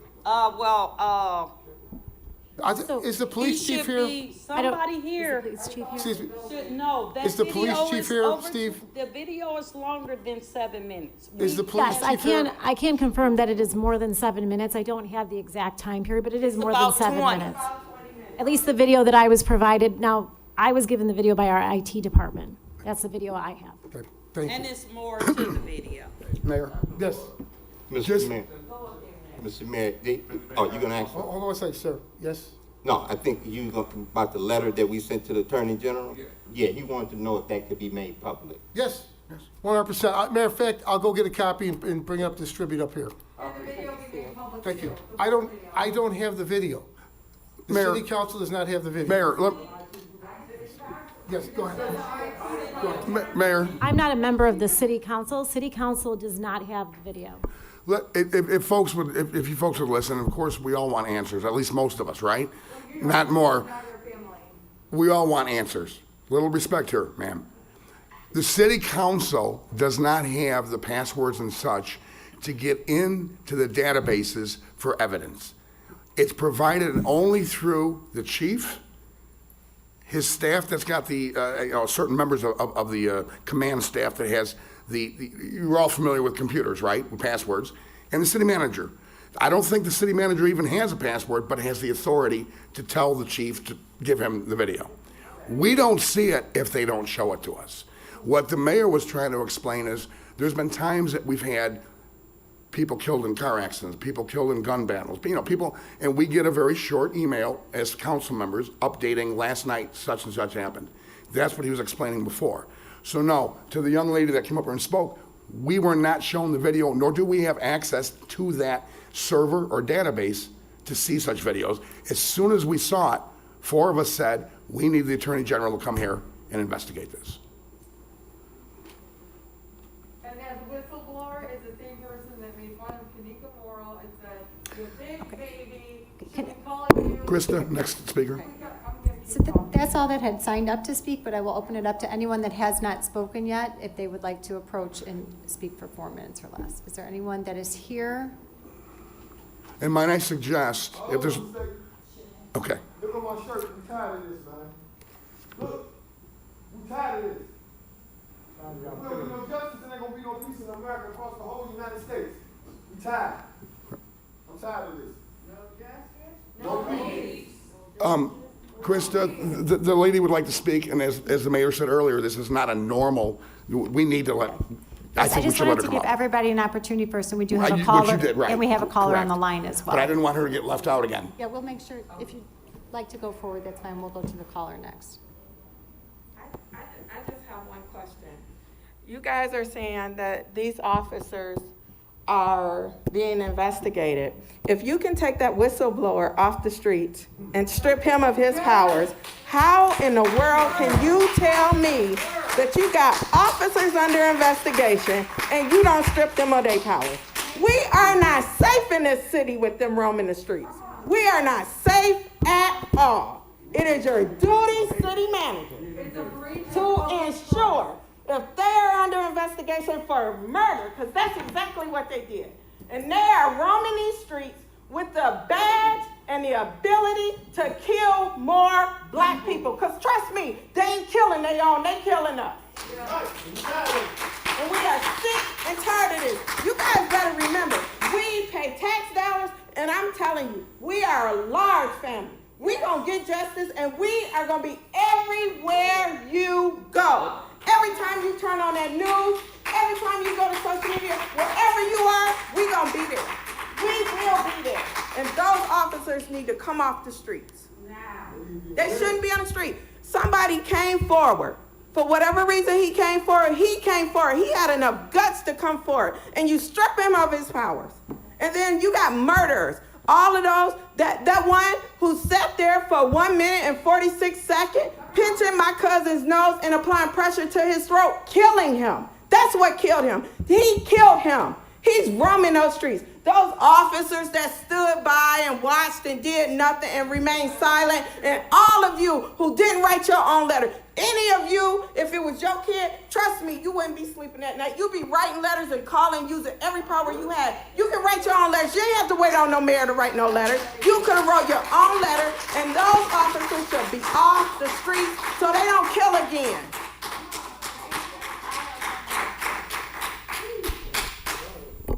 I'm going home, but I'm gonna keep up with this officer. I'm gonna write him a letter, Harvez, whatever his name is. He can't sleep at night. That's why he did what he did. That man on his job 27 years, 3 more and gone. He jeopardized his family. He jeopardized his whole life for justice for us. And you fire him? And you fire him? Put him on death duty. That's firing him. You stripped him of all of his dignity. Why? I want an explanation why. Was he stripped of his duties? I want that explanation before I leave here. Put that blue back on the line. No, he haven't did anything wrong. He haven't committed a crime. I want, who's in charge of answering this? The chief, ma'am, the police chief is the one that would have put him on desk duty, sole authority. Okay, how can we want to know why. Is the chief here, Steve? We want to know why. Can you ask him to come in and answer this? He's on his way. Yes, we want to know why. Because you got the police that murder, any time a murder is done in police custody, we all know the drill. Administrative leave. That's the drill. Who gonna deny that's not the drill? Mr. Attorney, would you deny that's not the drill? For them to be put on administrative leave when there's a murder? You're not gonna answer. Ma'am? I don't know why. Ma'am, the police chief's over here too now. Okay, Mr. Police Chief. Okay. Go ahead. I want to know, Mr. Police Chief, why did that officer get stripped of his duties? And the officer that committed the murders, 5 months y'all sneaked us. Y'all sneaked us 5 months. Why are they still working when the procedure is they're supposed to be on administrative leave, paid leave? Can you let me answer the question, ma'am? Come on up, Chief. Ma'am, he's gonna answer the question. He's gotta go on the microphone. Oh, okay. I'll sit down. Thank you.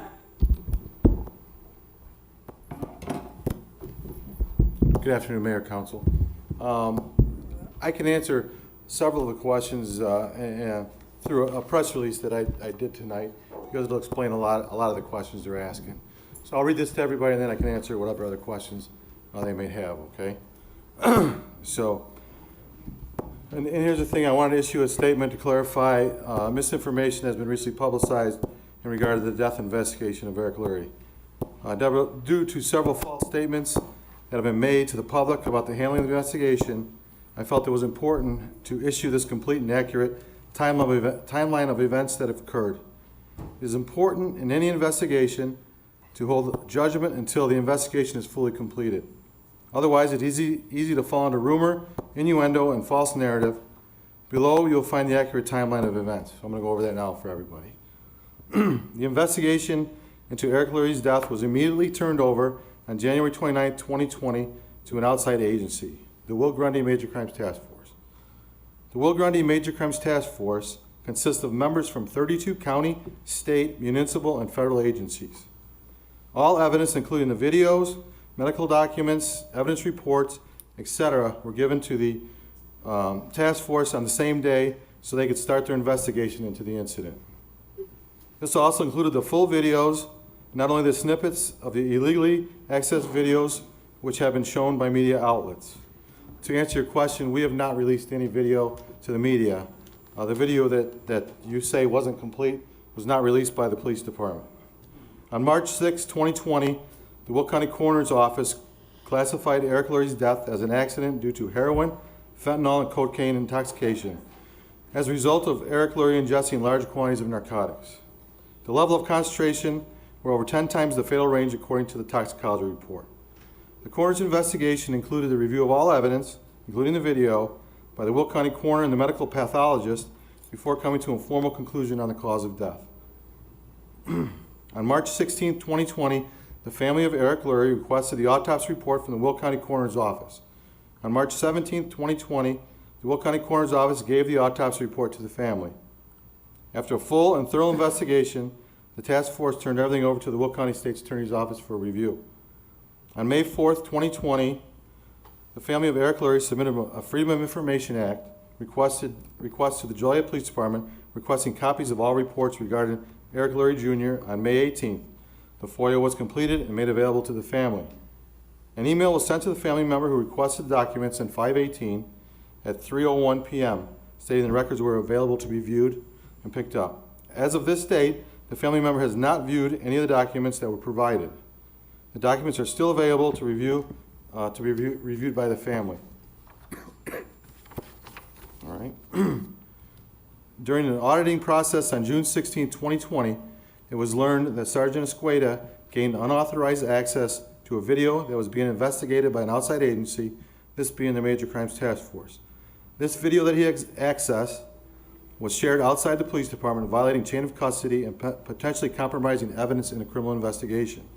When this was discovered, I immediately opened a criminal investigation on June 18th. On June 26th, I was notified by the Will County State's Attorney's Office that the criminal investigation and their review regarding the death of Eric Lurie had been completed. I was also told that they would issue a formal statement the following week. Because of the information I had just received, I immediately opened an internal investigation to review the actions of the officers in the video. On July 2nd, 2020, the Will County Coroner's Office issued a press release on their Facebook page stating that the Joliet Police Department officers played no role and shared no responsibility in the death of Eric Lurie. The Will County State's Attorney's Office also issued a press release on July 20th, 2020. Their release stated Eric Lurie's death was caused by ingestion of fatal amounts of heroin, fentanyl, and cocaine, and did not result directly from any action or inaction by an officer of the Joliet Police Department. Sergeant Escueda was placed on administrative duty on July 6th, 2020 due to him being under a criminal and internal investigation. This was opened in regard to his unauthorized access to video evidence that was involved in a criminal investigation, which could have compromised the case. Sergeant May, who was in the video, was also placed on administrative duty the same day, pending the results of an internal review. For the sake of transparency, both internal investigations are being handled by an outside firm at my request. I cannot speak on any of the internal affairs investigation until they are completed. However, I have to condemn in the strongest terms the false narrative that has been put out regarding that there was not an outside investigation done, video evidence was withheld, and the Joliet Police Department was covering up evidence. We have been as transparent as possible as we could be, considering this was an active criminal investigation until the Will County State's Attorney's Office released their statement on July 2nd, 2020. As stated previously, all evidence was turned over to the Will Grundy Major Crimes Task Force and eventually reviewed by the task force, the Will County Coroner's Office, and the Will County State's Attorney's Office, and all three concluded on the final findings. So I don't know if that explains where we're at right now. No. Wait. Hold on. This isn't a town hall meeting, we should have one, but we have to follow the council rules somewhat. I understand you have questions, I do too. Sure. But you finish your statement, we have to move on with the comments. There's other city business we need to do. Yeah, and then that's a statement, and believe me, there's been discussions with our legal staff, with the city manager about releasing the full video for everyone to see, and that is something that we strongly believe in, so everyone understands that. So, thank you. Yeah. How long is the actual video? I have only seen the video once because I have to make the final decision. Okay, so I have not gone, but I believe from where he's picked up to where he's brought to the station in the incident. I don't know exactly, but I think that's what I mean, I heard you guys say it, so it could be. I don't know for sure, okay? No problem. Thank you. All this is lost at home, so you guys could talk. Chief, will you talk to them? Yeah, for sure. Thank you. I'll be out here, so please. Okay, thank you. Okay? Thank you. Thank you. We do have a caller on the line that would like to speak. Okay. This is Mayor Odekirk, you're online. Can you give your name, address, and phone and comment, please? Oh, good evening, Mary Beth Cannon at Western Avenue. Let's talk some dollars and cents. Prior to COVID-19, our city had a balanced budget at the beginning of this year. Now we're in a financial slump. We have 5 council members who nearly doubled Steve Jones' salary, spent millions on new city vehicles when our own city mechanics said it could wait a couple years. We have 2 council members who take money from the taxpayers for insurance when they already have insurance. And yes, we have lawsuits, lots of them. 2 months ago, the city settled a $450,000 lawsuit involving 2 of our JPD members. Then there is the revenge porn case against the current police administration after private videos from Officer Cassie Socha's phone were shared reportedly over and over among some high-ranking members of the police department. 20 members of the department are defendants in this case, with 19 of them having their identities listed as John Doe. The taxpayers have a right to know who these people are. This case may cost us nearly 7 figures to settle. Detective Dave Jackson is currently suing Joliet Police Chief Al Rochner and the city of Joliet for alleged retaliation after he defended a fellow African-American police officer who was under internal investigation. According to Jackson's lawsuit, there appears to be a pattern of anti-black culture at the upper level of the police department. This is another federal lawsuit, and while I very much support Mr. Jackson and his reasons for suing, this is another lawsuit that we, the taxpayers, will get stuck footing the bill for. How much did it cost to settle David Mueller's case? Just 1 month before the Eric Lurie incident, the Order of Police Labor Council General Counsel, Tamara Cummings, and the Joliet Police FOP Lodge President, Mike DeVito, issued a letter expressing concerns over Chief Roachner and his internal affairs practices. Ms. Cummings also called into council fairly recently wanting to know why our officers are not getting the hearings that they are due and in a timely manner. When will Joe Clement get his hearing? He is a good officer, as is Mr. DeVito and the vast majority of JPD. Which leads me to the unjust firing twice of Marty Shanahan.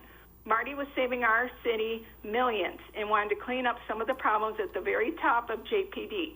Apparently, honesty gets you fired. Another whistleblower who got the axe.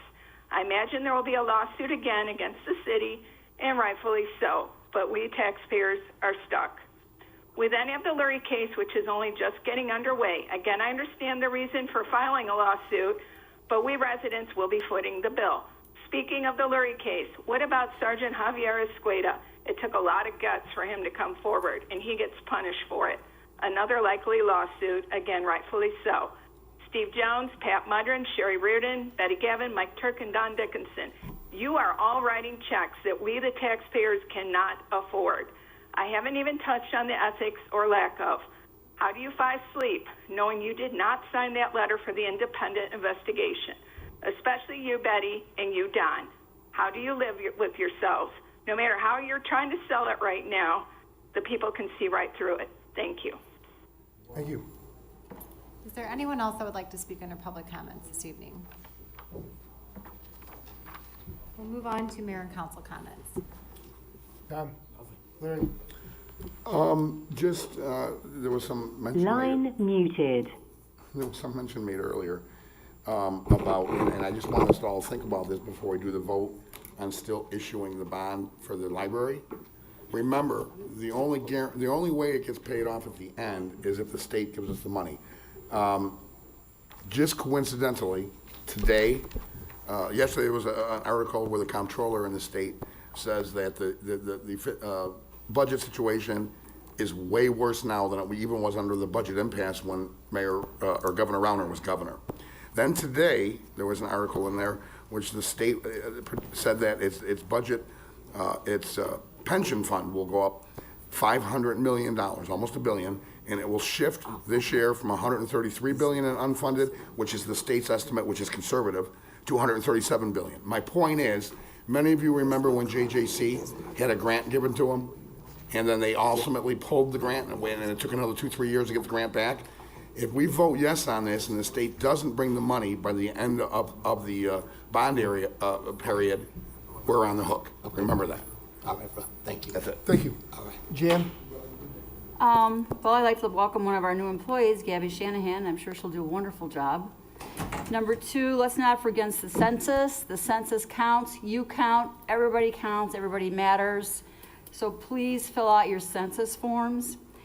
And last but not least, as a nurse, I know that nurses work very hard, and especially under stressful and dangerous conditions lately. So they deserve our support more than ever right now. They're fighting for you and better quality care. Thank you. Mike? No. Pat? Sherry? No. Betty? Yes, just a quick shout out to my nurses that are out there that's standing on the front line for us. We support you. We pray for you. We hope everything will work out for the better. They said all things work together for good for those who love God and are called according to his purpose. And I certainly believe that our first responders as nurses are called for a purpose. So stay strong. Thank you. Terry? Yeah, man, I don't know if this is the right time, but I was just wondering, could it be made public who the investigating the what do you call it, outside or independent that you and the chief kind of mentioned? Yes, we brought in the firm Hilliard Hines, who had done some previous work for the city. They're also involved in a portion of the May 31st protester incident as well. So in effect, the May 31st incident, along with the internal affairs relating to the Lurie case. Yeah, and again, I don't know too much about them, but Steve, do you think it's still not, I mean, we're hiring them to do the investigation on our police department, as opposed to what I consider independent would be the Attorney General, Department of Justice, or something like, somebody that that, it's like if I hire somebody, and they know I'm paying them, and I'm not saying that that's what they do, or but I'm just saying what the transparency to the general public looks like. Right. Well, keep in mind that independent result has already happened. The Will County State's Attorney, the Major Crimes Task Force, and the Medical Examiner's Office have already looked at the video, gone through the case transcripts, done the interviews, and determined what we know from the ME report, which is that the cause of death was an overdose of various drugs. They had possession of the video, they watched the video.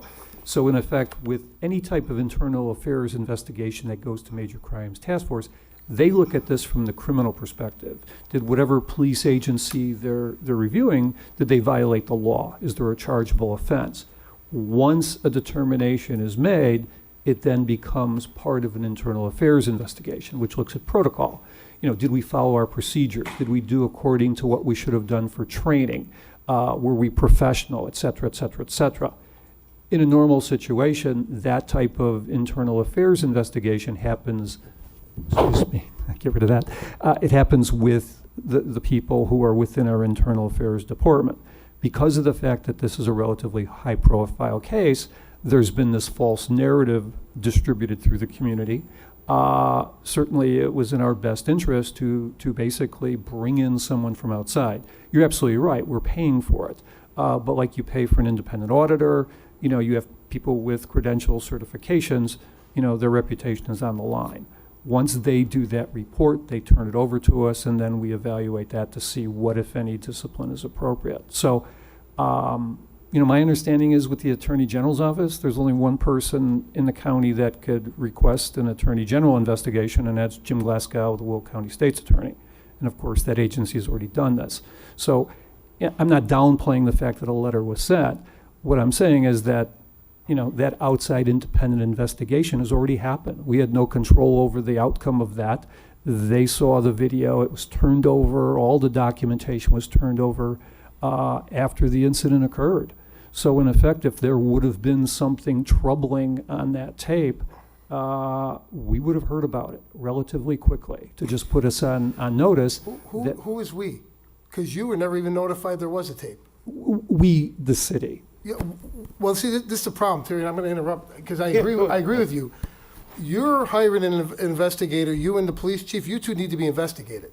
You shouldn't be hiring anybody. The fact that this never got to the council, this never got to the legal department, it's unheard of that no one in the legal department would have been shown this tape. But yet, you two apparently, again, have decided to hire someone and do this investigation. You never ran this past the council. We talked about this for about 2 hours last night in executive session. The chief never told us any officer was put on administrative leave except for Officer Escueda. No, that was the first time we learned about an internal affairs investigation. The week prior, you told us there was no internal affairs investigation going. You told the council the week prior that there was no other videos, and then Channel 2 News shows up with them. So you and the police chief shouldn't be hiring anybody. Someone independent has to come in and look at what happened here. And I'm not impugning you, Mr. Jones, but you're knee deep in this, in the questions that need to be answered. You provided false information to the council. Information has been withheld by somebody, and it's not by any of the 9 people here who were elected by the people of Joliet. We've been kept in the dark the entire time, including tonight, learning things for the first time tonight. All right, I appreciate your concern, Mr. Baer. As you know, this council, along with the legal department, along with the city manager, does not get involved in outside independent investigations when they're in the Major Crimes Task Force hands. There's no reason why anyone on council, there's no reason why I would have known or been given access to that videotape. Part of the false narrative, I feel, that's being perpetuated through the community Not true. is literally coming from your chair. No, that's not true. The police chief has a duty to view the video, to see if there's been misconduct, and to get it to the legal department. And that's been established. The legal department's already backed me up on that. There's nothing false about that. I'm not going to argue with you publicly, but I agree with Councilman Morris. The idea that you and Chief Roshner are controlling the investigation internally is ludicrous. Your comments are well taken. Thank you. Mayor, have we heard back from the Attorney General yet? I have not, no. Can you put a call in? I will. Okay, Yes, I will. thank you. But Steve, all that you said, I get that. But I told you all a closed session, this was not gonna go away, and it shouldn't go away. Absolutely it And shouldn't. if we as this council do not have a truly independent investigation, not somebody that we hired, I'm not, again, they probably the best company in the world, but it just don't look right. Right. And as I said, you have had an outside independent agency. Steve, those people is not considered an outside agency. That Major Time, I don't know any of them on there, but it doesn't even sound right. Okay, well, 30 communities that they go to school together, they didn't play ball together, they go to church together, Steve. Okay, I do respect the work that Mr. Glasgow does. I do respect the work that the Will County Coroner does, and I certainly respect the fact that there's a cooperative group of outside agencies who examine information. They look at cases whenever there's something that has to come out of your... Steve, I know both of those gentlemen very well. Knowing Pat when he was the funeral director before he ran for coroner. Know Mr. Glasgow. They have people in their office doing the investigation. I don't know them. Those are the ones that goes to church, go to school.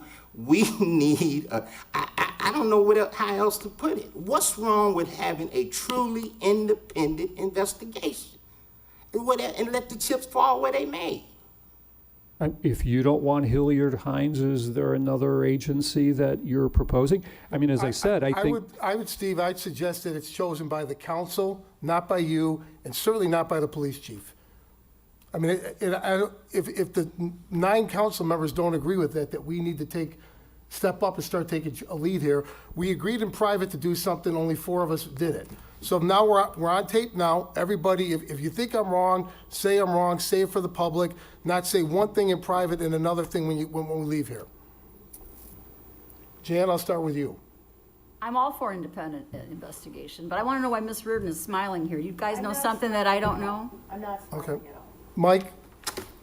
I think we're all for an independent investigation. I never heard of this firm that's been hired. No, none of us If they're did. good or not. Right. I have no We- firm. we've I used- don't have the ability to. Excuse me. We've used them before. Excuse me. I don't have the ability to recommend a firm. No, but I certainly don't think that should have been done, again, like everything else, with none of us having knowledge. Because as I've demonstrated, the public is coming to me and coming to us for answers, and we don't have them. And I'm speaking for all 9 of us now.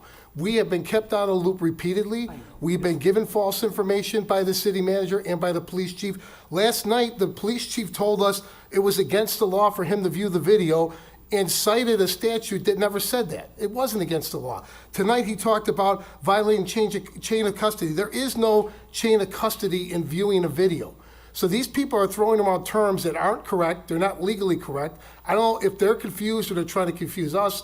I'm urging all 9 of us, like we did a week ago, to work together and get a handle on this and start getting control of this process and being able to provide answers to the people of Joliet. That's where I'm at. Pat? So I read the call from you that there was a letter available, came Right. down, read it, and couldn't agree with a number of pieces in there. Got a text back from you later that the letter was changed. In the meantime, I talked to Betty Gavin. She knew I was going down there to read the letter, and I told her I didn't sign the letter. At that time, I hadn't had a text back from you, and I asked Betty where she was at with this. Oh, I'm sorry. I asked Betty where she was at with this, and she had said to me that she had already started her own investigation, meaning talking to individuals, and thought our best bet was to have another closed session meeting to review what the letter was going to be. And with that, I was going out of town and did not sign the letter. I did not know the investigation procedures that we, the city, are involved with. So in hearing it the other night, that the major task force was called in, I did talk to Glasgow's office to say, why was this so long? And his statement was the COVID-19, that he couldn't get all of his people in. I'm not quite sure when the task force finished their part of it. I did hear the police chief say that day, or the day after, I guess I should say, of the death, that all information was given over, and I guess I'm a little confused whether it's given to the task force or given to Glasgow, who gives it to the task force, but doesn't make any difference to me on where it went. And I am sorry, obviously, sorry about the death. Have heard from some of the clergy that have seen the video that they were called in, heard from some of the media people who had seen it, that they seem to be everyone's sad about the death, no question, but they seem to be in agreement with what the major task force has said, the coroner has said, and Glasgow's office has said that he died from overdose of drugs. And I'm Now, not. who should investigate it? I don't know. I'm okay with. Well, let me ask you this, because our legal department has told you that they should have had this video. They've confirmed that. So it's not just me saying that, Mr. Jones. That's come from the legal department also. I'd like to hear that again. Sure.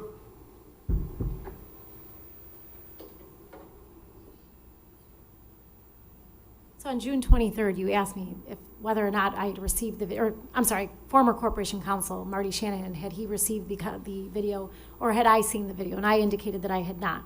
You then said, Mayor, not to put you in the middle of this, but do you believe that you should have gotten a copy of the video? And I said, yes, I think that legal should have at least been consulted with respect to that video. Now, I can't dictate how the police department handles their investigations or who they turn it over to. But as the Corporation Counsel, or as the legal department, I would hope that we'd be consulted. So what was said by L was that he turned everything over to the two investigative groups. Correct. Who, in the past, if there was some illegal or grave action that somebody needed to be taken off the street immediately, they tell him this. Correct. Wouldn't that be the time that he would have given the tape or suggested that you or some corporate counsel see it? correct. He did say that yesterday, that if Major Crimes Task Force believed that there was an issue with what they saw, then they would suggest that he be put on, or that the officers be put on administrative leave or administrative duties. At that point, I would hope that they would consult with the legal department. Sure, but that isn't what the major task force said. Well, can I ask an obvious Correct. question? If they didn't belong on administrative leave 5.5 months ago, why are they on it now? I know, obviously you can't answer it, but you understand when I'm talking about inconsistencies and false statements, doesn't make sense. So again, and if you don't agree with me, please, I'm giving you guys all a forum, so there's no more as he said, she said. The changes that I made to the letter were changes that you took exception to. I removed language from the letter in an effort to make it something that we could all agree with and live with. And that's where I'd like to bring it up. Okay. Because early in the morning, I don't remember what day it was, you had called me and said you had completed the letter. You decided not to email, which was fine. You said you could come to me, or I could come down to City Hall, read the letter, sign the letter. I asked if I would get a copy if I signed it. You said yes. Irrelevant. So you started to read the letter to me, and it was, I think, probably the letter you saw, because I was shocked. I was expecting a letter saying, we've had a video has come out that we, are just finding out about. We would like to have an independent investigation because it involved the death of a suspect. That type of letter. It was not that type of letter, and I did not agree with a lot of the language in there. That being said, I was never told there was any change to the letter. As far as I knew, the letter was going to the DOJ, and then it ended up going to Kwame Raoul, which I didn't even know until we were, I don't know, yesterday, I think, maybe. It went to Kwame Raoul. You had sent me a last-minute text asking me if I was going to sign the letter, and I wrote it down because I said, Well, I have it here. I can said read it. no. I want to have a discussion about the entire matter. Thanks. Right. So, Because I didn't know that there was any change to any letter, and I certainly didn't know that I find there was a third letter. The only letter I was ever made aware of there was not a third the letter. first one. There was one letter. Councilman Mudron requested changes. I made changes to the letter.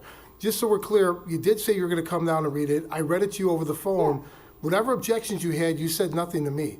Now, apparently, you talked to the other five. No. I thought about it and I said, I don't agree with it, and I'm not putting my name saying that I'm, Which is I've fine. lost all confidence in this person and that person and the other person. I was expecting a letter that we were going to request an independent look at this investigation, and I was all for it. I understand that, but you never told me this. You So, never told me the that only- you changed the letter either. The only one who had an issue was Councilman Mudron, and I addressed his you issue. just didn't know that I had the issue, but I Right, did. because you have the didn't tell issue. me. Well, I did. So, but You're I'm not going to argue. I tried, it's like herding cats. 9 people agreed to do something. I wrote a letter. Pat, you're saying you talked to Betty. Betty texted me on Saturday, said she never heard of a letter. So what am I supposed to do? It was there. It was at City Hall. You came down. Councilman Turk came down. You refused to sign it. Councilman Dickinson was given a copy. He asked to take it home. He refused to sign it. I don't know what else I'm supposed to do. Maybe you guys could write the letter next time. What I would interject here is, let's be frank, folks, we're all adults. If you wanted to sign the letter, you found the time. Right. We all have family. I have 2 kids. I have a wife. It was a busy weekend for me too. I did not get a signature on that letter until it was late Sunday night, wasn't it, Bob? Yes. Finally, you and I? Yes. I kept tracking him down, he kept tracking me down, we couldn't make connections. If you really wanted to make this move forward, you would have found him by Sunday night. I did. So, but if we can move it forward, I'm not comfortable with the people who theoretically are culpable, calling the shots, hiring the investigators. Maybe it's more of an executive session conversation, but I mean, enough is enough. This council was warned about this a year ago, and the wrong action was taken, and it is literally blowing up in our face. I said last night in private, and some of the speakers talked about it, I am fearful about what's going to descend on our city, because not just what happened in the squad car, but the 5.5, 6 month perceived delay in, an investigation just began now, an internal investigation. Mayor, please clarify what you meant for anybody who's watching about we knew about it a year ago. I said it earlier. Not the Mr. Lurie situation. No, about issues with one department in the city. Okay. So, again, I'm putting it out there, and if someone disagrees with me, please say your piece. I'd rather hear than in backroom meetings with pastors or in secret phone calls with the city manager. I'd rather hear it right here. May I ask a question? Is there anybody here that objects to Bob calling the Attorney General and getting clarification on whether he's going to come down? No, I don't have a problem with an independent investigation. Like I stated earlier, I think I said it to a couple of the news people that the media that called me. I want somebody with integrity. If that is this group, that's fine with me.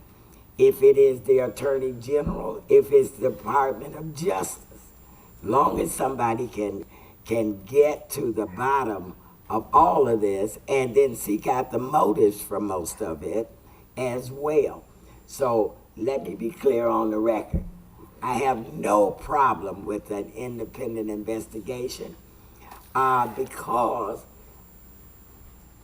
after seeing what I saw, I couldn't wait on anybody else. I started trying to find my own answers and my own clarity as to what was going on, what happened, who was involved. I'm still with that. And I will. It was no backroom pastor meeting either. Let me clear that up. The group that met with the PD is a group that has been meeting with them regarding police reform, policy, procedure. That is the same group. That group helped me tamp down what was about to blow in this whole city. I thank that group for doing that. They made their own independent decision. We didn't discuss the video after that. We all left went our separate ways. They are the ones, those community leaders, those pastors, I believe that God sent them so he can tap down this city, because this city would have burned. I told you, Mayor, everybody in this room, the night that we saw that video, I call it a tsunami coming. And it would have been a tsunami coming to Joliet. People's motives, I don't know why, but anyway, we gotta stop that. We'll stop that through prayer and through conversation and transparency. We will get that done. And this city will not burn. It will not burn. It will thrive. God said he is reconditioning, restructuring the city of Joliet. He's moving people around. He's moving property around. He's moving resources around. This city will thrive. It will thrive. Mayor, Yes. again, I have to agree with Councilman Morris. We can't thrive and move forward unless we do get a totally outside, independent investigation. And it shouldn't be somebody that we hire. Perhaps it's if the Attorney General won't do it, maybe he can suggest someone to come down here, and the FBI has to come down here. Somebody has to come down here to not give the appearance that we're trying to hide something, because we're not. Exactly. The minute we found out about the video, we didn't release it, but we met and we talked about it, and that was when we had started the letter, and that's exactly what we wanted to do. The minute we found out, send it out to take everybody off the hook. We found it, we reported it, and that's what we did. And as far as Terry goes, I agree with that, because no one is going to trust anybody that we hire. So we have to start right here and go all the way to the top and leave everybody out, and that should be no problem, because that should be good for everyone, and that's how I feel. Mayor, Yes. and it's very simple. Please, call, from what I understand, Councilwoman, I believe I can vouch for Kwame Raoul. He's got quite a bit of integrity. So if he can do it, that's the perfect man to do it, or his staff. So see, it seems Steve is lobbying towards us that he's not going to do it, he can't do it. That's what I heard from Steve just a few minutes ago. He can't do it unless he's asked by the state's attorney. If that's true, then we have to pick a different, Or I there's can. no better outside Or I can independent. call Mr. Glasgow and ask him to request it. Right. It's not a problem. There is no better outside independent.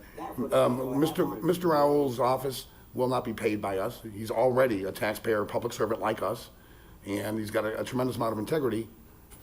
I would like to get a confirmation, or one way or the other, from Mr. Raoul. I will report back as soon as I hear. Thank you. Yeah, I mean, that was gonna be my suggestion. I know Mr. Jones could reach out to State's Attorney Glasgow and ask him to ask the Attorney General to come. Do we need a letter? No, we don't need a letter. I'm not writing it. No more letters. No more letters. A phone call or in person's always better, No, Terry. Yeah. No more letters.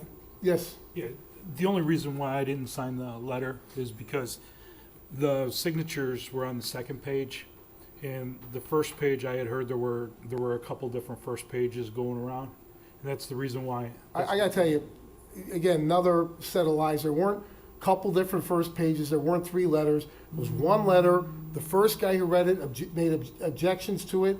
I did what he asked me to do and changed it, took that out. So, and again, you didn't call me and ask me about why did the language change. Councilman Turk, you did, and I explained it to you. Councilman Reardon, you didn't tell me you had objections to the letter. And Councilman Gavin, you told me you knew nothing about a letter. I didn't see a letter. All right, That's so, exactly, I knew yeah, I mean, nothing about it. it couldn't be a simple thing like writing a letter that we all agreed to on Yes. Tuesday. It couldn't be any more difficult to even get this done. It's unbelievable. Mayor, like I said earlier, anybody who wanted to sign it could have gotten it signed between Tuesday and Sunday night, Monday morning. Certainly, if For you had future issues, reference, you could Don, ask me. for future reference, when you sign a multi-place document, just like we just approved a 160-page lease agreement with CenterPoint, or with the CenterPoint, the new corporation, You tell them, I'm going to sign them and I want to initial each page, now give me a copy of it. You got proof. Mayor? Yes. The letter I came down and read was addressed to John Right. John Lausch, Department of Justice. Right. I didn't know there was one to. Because the well, people let me- who let me- signed the letter, Mike, actually requested that change. Okay, because I didn't know it went to. Right. the I know you Illinois didn't State because Attorney you. until I read in the paper. Because you already told me you weren't gonna sign it. Right, right. So I didn't call you to tell you Okay. that the decision was changed to the Attorney General. Okay. If you would've signed the letter, you would've been part of that conversation, but you had already chosen not to sign Correct, it. correct. Just So I didn't know how many letters were there. One. Okay. Yeah, I just needed to clarify one thing. From, you say Friday to Monday? Sunday night, Monday morning. Okay, all right. What time did you mail it? Monday, and I followed up with a text again asking you on Monday. You told me it was going out on Saturday. Right. Councilwoman Quillman called me on Saturday and said to me that, you know, she was nervous about this letter, what we're gonna do about the letter. I told her the same thing I told you, is that the mayor told me he was mailing the letter. You're probably still talking to the mic, Betty. I'm sorry. That the mayor said that he would be mailing the letter on Saturday morning. And so I figured the letter was already gone. Didn't hear anything else from you, Mayor, until Monday. Right, and I gave you It an was opportunity Monday to sign it, and you that- never responded. Right. No, I didn't, because by the time I saw it, it was too late to respond. Okay, To fair your enough. thing. But I just wanted to make that clear. I'm under the impression the letter is already gone out Saturday morning. Okay, So can it I just wasn't. clarify something, Betty? Yeah, and then we can move on. I called you Saturday afternoon, and I wanted to know why you weren't signing the letter. Yeah. And you said you hadn't seen it. So I got it, and I read it to you over the phone. And you said to me, oh yeah, now don't look at me like that. I read and you said, If you say you read it. and you said to me, I can't comprehend, I have to see it. And I said, well, are you going to sign it when you see it? And you said, yes. And then you said, the mayor's gonna send it out, so just send it out without my signature. Betty, I wouldn't be telling you this, I didn't make this up, it's the truth. No, you called me in the middle of a meeting, I think we need to move on. and I talked to you All about right, I'm not it. gonna argue, I'm I done. don't think you read it. If you read it to me, I don't remember you reading it. But I still wasn't gonna sign anything that I did not see myself. And so that is it. That Well, is it. that's Even common when Mr. sense. Morris Yeah. called me Well, about You can't it. sign it over the phone. You No, gotta see it. understood you couldn't sign it over the phone, but Right. and I said, well, he hadn't sent it out yet, because I had to sign it. All right, so I will contact the Attorney General, Please. and if that's not sufficient, I will, on behalf of the council, unless there's a disagreement, go to the state's attorney and ask him to contact the Attorney General. Does anyone have an issue with that? Or the FBI, Or the or the FBI? CIA, Department of Justice, somebody. Okay. And then, Steve, That you should okay? cancel this contract? It hasn't been executed yet. Its scope of services are close, but we'll hold off.